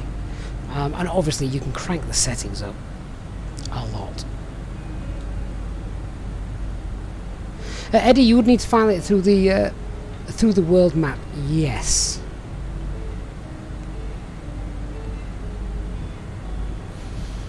Barry, it's a TUI destination, isn't it? Sounds like it would be. Would it be a Ryanair destination as well? I don't know, you'd have to go on Flight Radar 24 and have a quick look.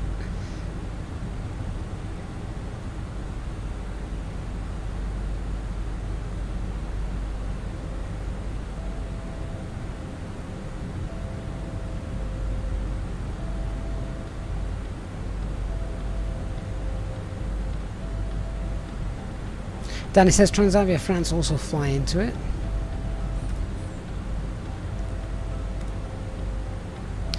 So is this a hotel resort area that we're going up to? Look at the nice beach on the coastline, laden with tourism. Vino, do I use Volanta? No, I don't, no.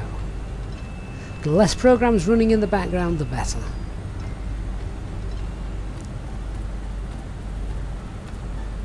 Perhaps if I wasn't streaming, then that, of course, that would be different.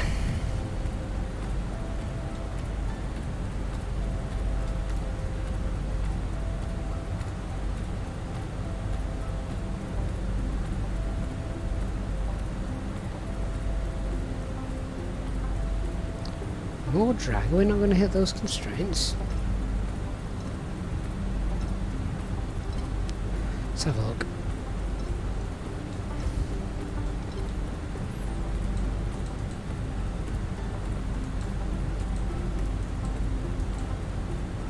That all looks good.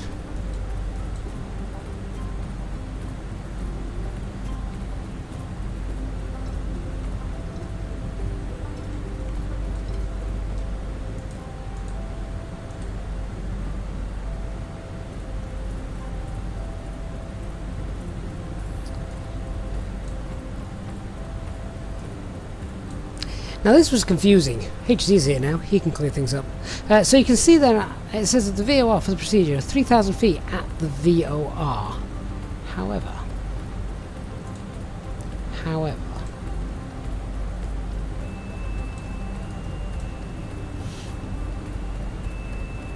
we've then got on the approach 4,000. So it's weird, isn't it? I mean, 4,000 feet's no problem. We've got plenty of time to get down and around.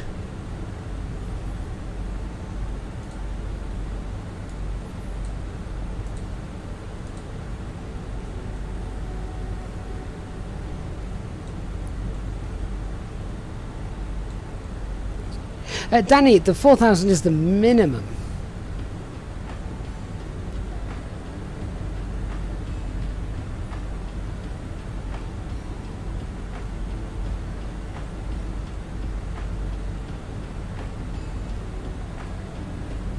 Isn't it?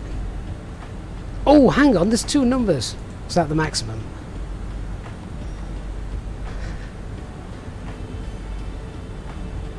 Lower than 4,000 but above 2,000.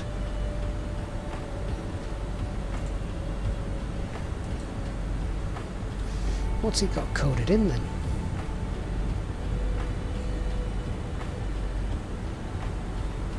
Danny, that was my question. 2,000 T. What's the T?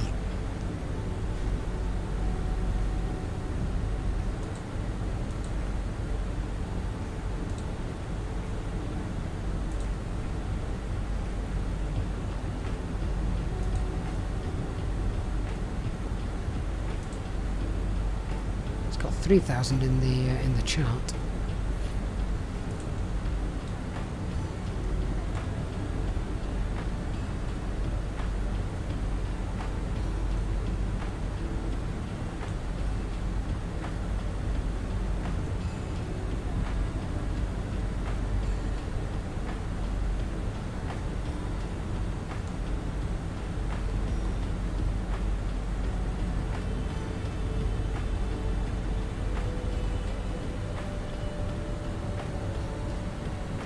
What was our flight time today? 2 hours 45 minutes-ish, something like that. We've been going 2 hours 27, so time-wise is good. Fuel is good.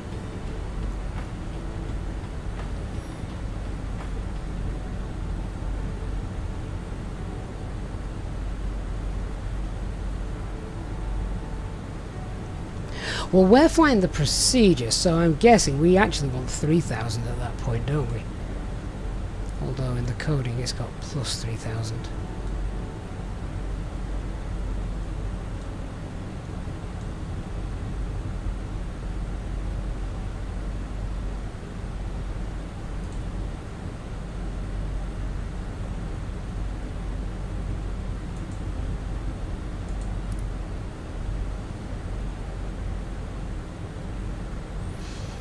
Oh, my screen's just conked out again.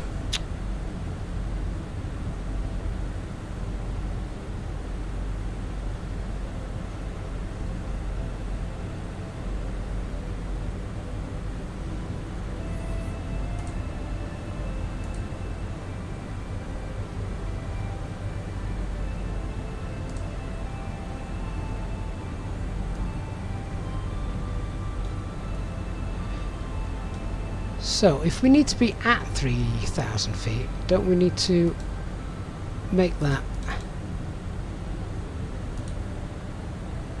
a hard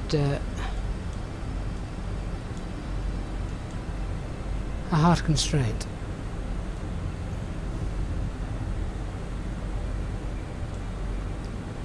which means now we are below profile.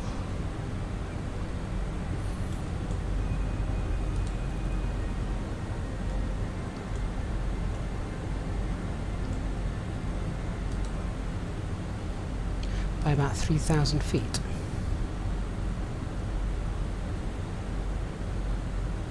Do we need to be at 3,000 feet exactly? That all depends on the chart. According to the chart for the procedure, it does say 3,000 feet.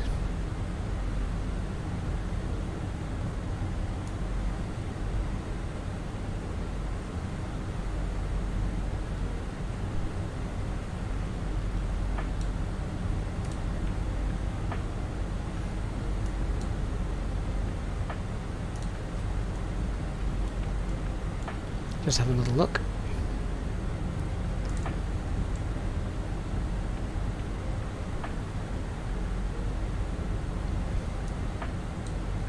Or is that if you were in the hold and then leaving the hold? Because 4,000 feet is much better for a nice CDA.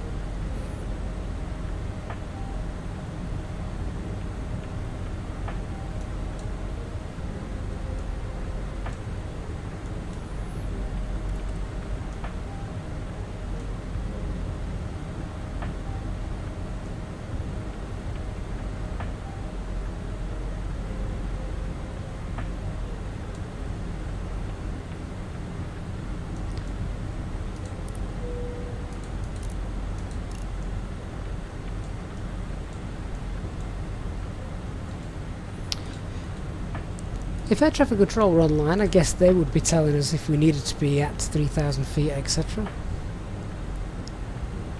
I'm guessing as well, actually, if we had ATC, we probably wouldn't fly the full procedure.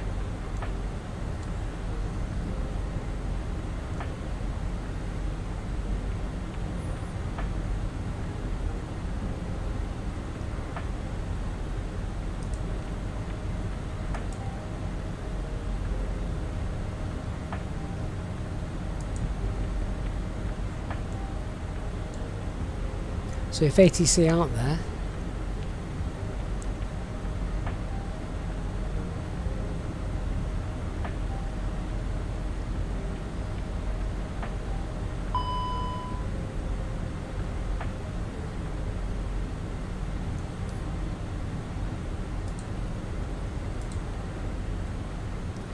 clear that warning.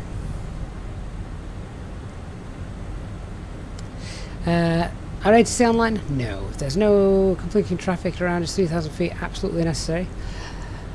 No, probably not. So, a bit late now anyway because I've gone in, but let's just put that back then to where it was.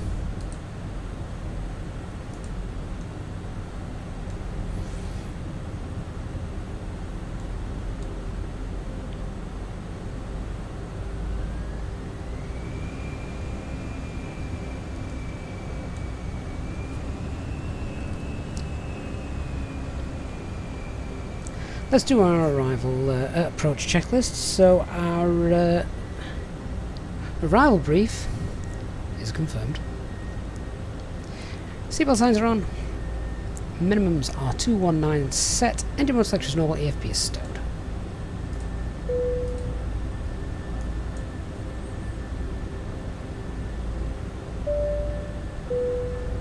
Ladies and gentlemen, the captain has turned on the fasten seatbelt sign. If you could please return to your seat and ensure that your seatbelt is securely fastened. If you are travelling with an infant, please ensure that they are secured safely using the infant seatbelt provided. The toilets will now go out of use until the fasten seatbelt sign is turned off. Please contact a member of the cabin crew. I guess the thing I'd seen was the fact that we got the 3,000 there with the VOR. I just wondered, well, if that was the case then, is that not what it's telling you to do? With 3,000 feet of the VOR and then start your approach? There's our airport.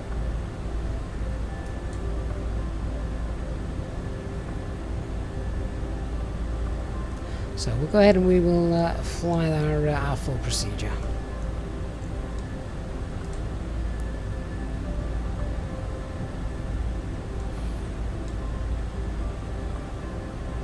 And we're going to get down to our platform altitude, essentially, which is 2,000 feet.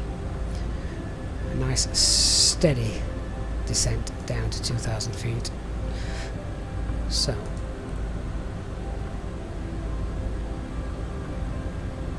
we can use our little arrow there to help us. Speed VS 1000 and 2000 blue.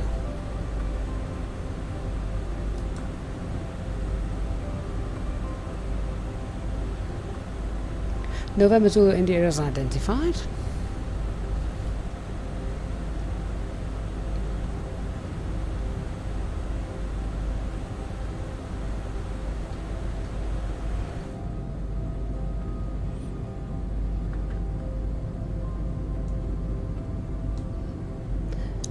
That's it, we're now flying outbound.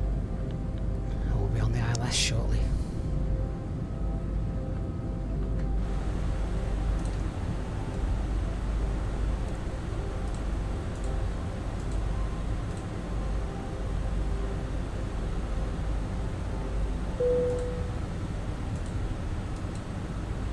Cabin crew, please prepare the cabin for landing.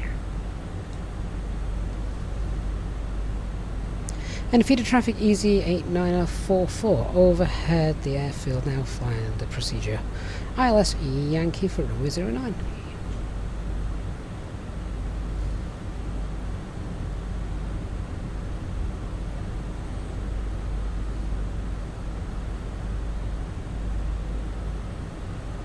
There's the terrain that we discussed in the brief as well. This was, I think, the more dangerous one, as that's just where the approach begins. We basically fly over that.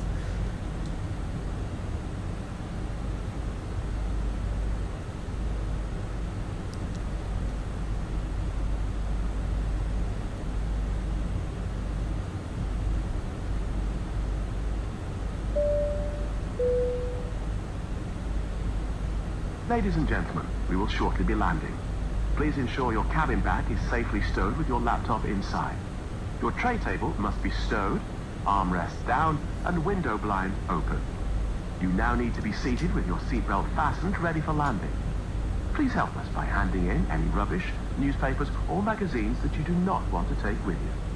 The toilets are no longer in service.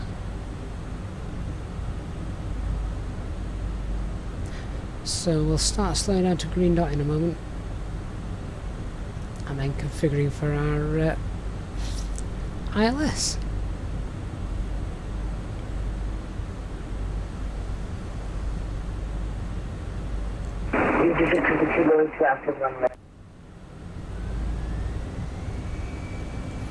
Oh, those that have. Those that will.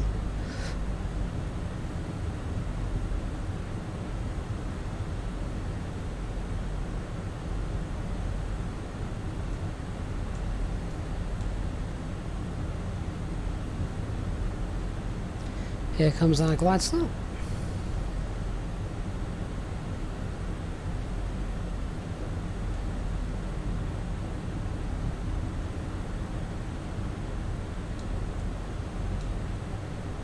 Flaps 1. Speed check, flaps 1.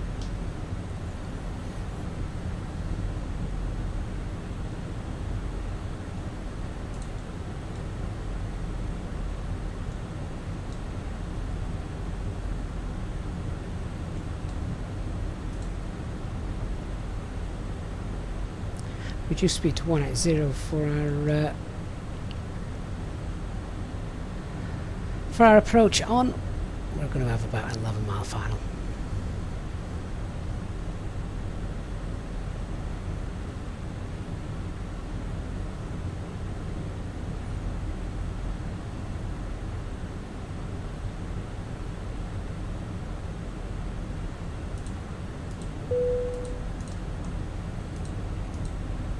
Cabin crew, seats for landing.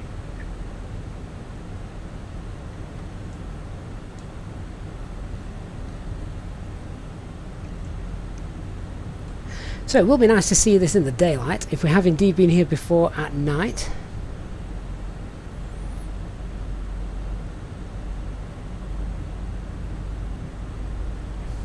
So if I now use this Tobii eye tracker, can I lean over? Oh no, I can't. No, I need to play with those sensitivities a lot more, I think.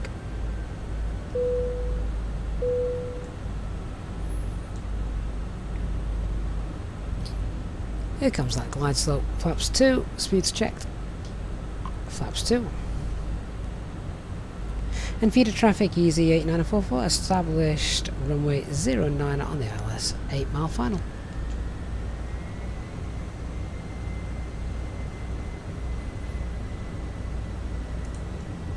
Now we've got quite a strong wind at the moment. That is going to spin round, so it's quite a, I say a strong wind. We've got a 10 knot crosswind. That is going to spin round to be more of a headwind a little bit later on. Glide slope start, Mr. Approach altitude 3,000 feet is set. So VAP is 135. Let's see what happens.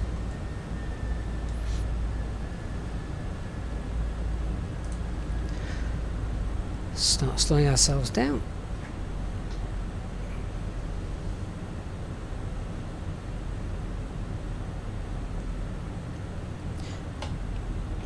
Gear down, spoilers armed, speed flaps 3.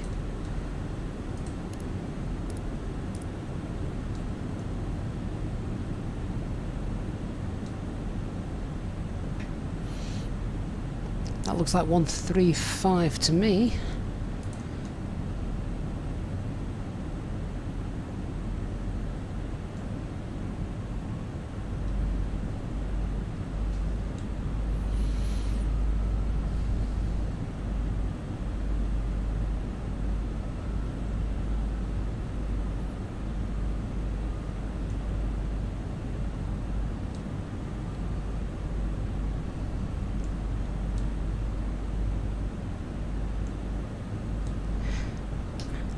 Flaps full, landing checklist.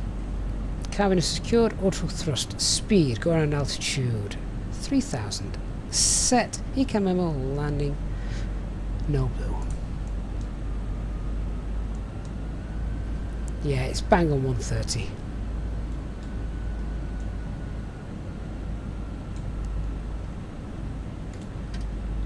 Autopilot disengaged, I have control.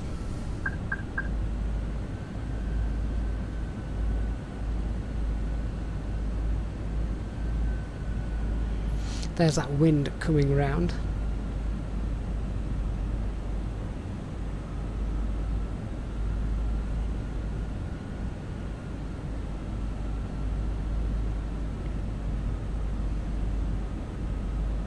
$500. Stable.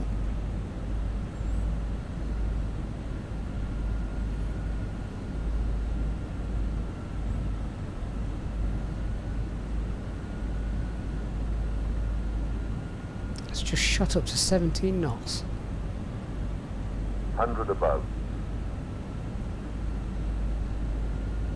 Having to keep forcing the nose down a little bit. Minimum. Continue.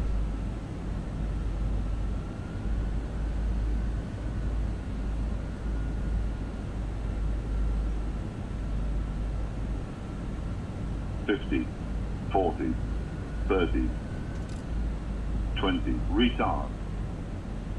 10.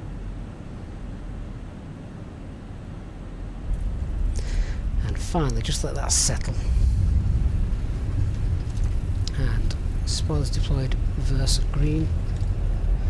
No auto brake for the rollout.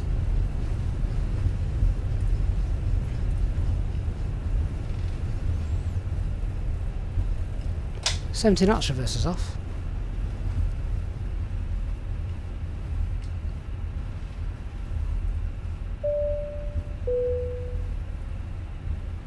Ladies and gentlemen, the cabin crew will shortly be leaving their seats to perform safety-related duties. However, we ask that you remain seated until the fasten seatbelt sign has been switched off.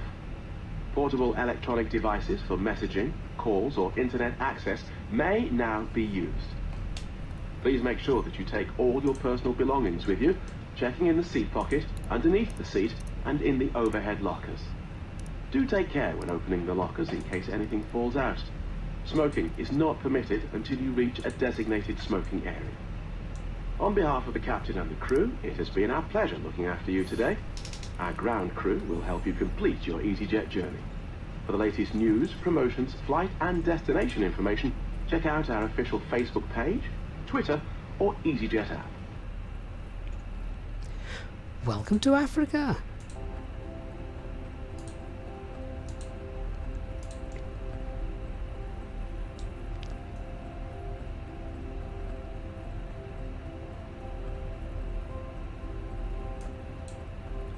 Well, the good news is my monitor didn't turn off on landing.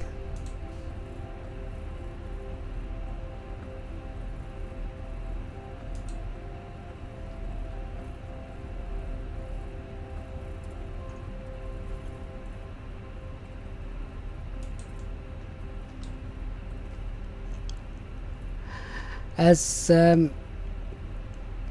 HD said there in the chat, think. I can go back and watch it, but you could think with having to force the nose down quite a bit because of that that wind straight down the runway, giving us that little bit of extra lift. So I had to force that down. It I think I became a bit ground shy at 50 feet and just started to ease back a little bit, which if we'd have just delayed that by 20 feet meant we wouldn't have had quite a longer landing as we did. We were legal, that's the main thing.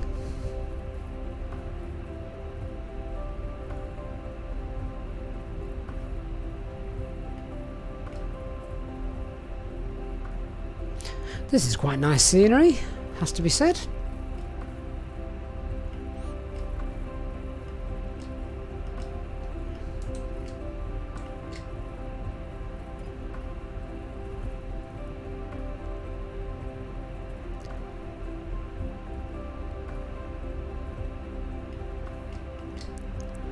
Let's get ourselves in. I don't think he's going to move, is he? We're just going to have to run him over.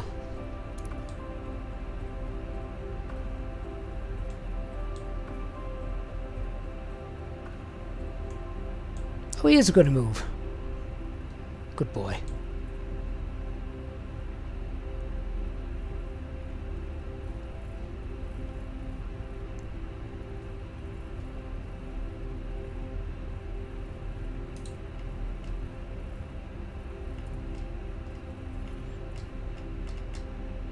Oh, that was quite an abrupt stop. Let's teaser forward, shall we?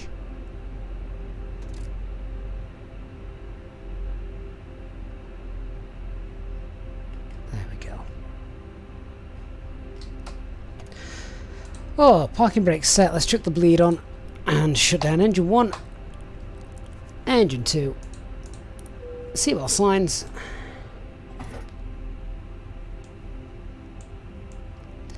And we'll start boarding in a second. Get the beacon light off.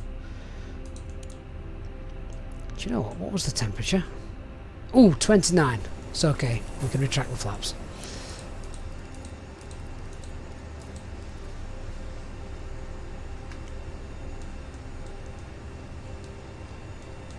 And Squawk 2000 set standby. Yeah, job done. 2 hours 48 minutes from takeoff roll to landing. Pushback 3 hours. 3 hours exactly. That's quite neat. And we've got the air bridges connected. Let's have a quick look at the rest of the ground. Deboard.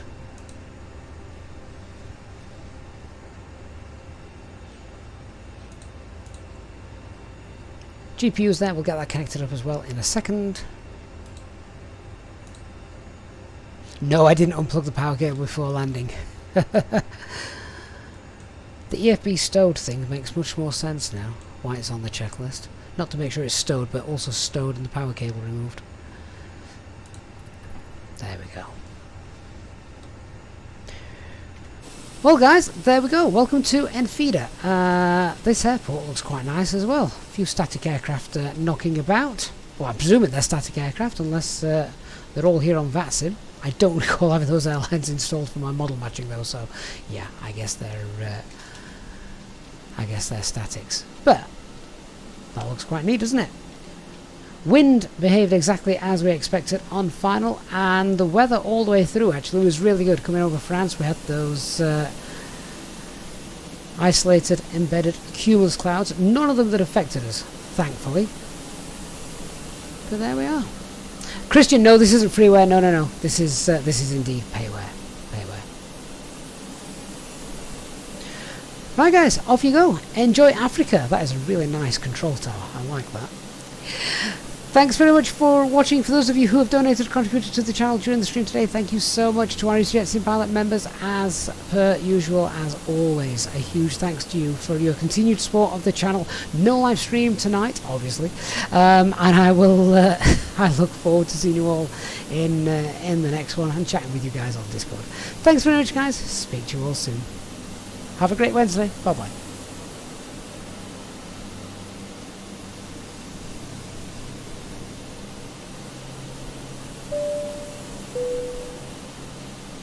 Ladies and gentlemen, from the flight deck once again, I hope you have enjoyed your flight with us today here on Easyjet. On behalf of myself, the first officer and the cabin crew, may we wish you a safe and pleasant journey from the airport, and we hope to see you again very soon. In order to increase the comfort of your next flight, please take a look at joining the Easyjet Sim Climate channel, and we offer extra perks for those frequent flyers. We look forward to seeing you again. Thank you once again for flying with Easyjet.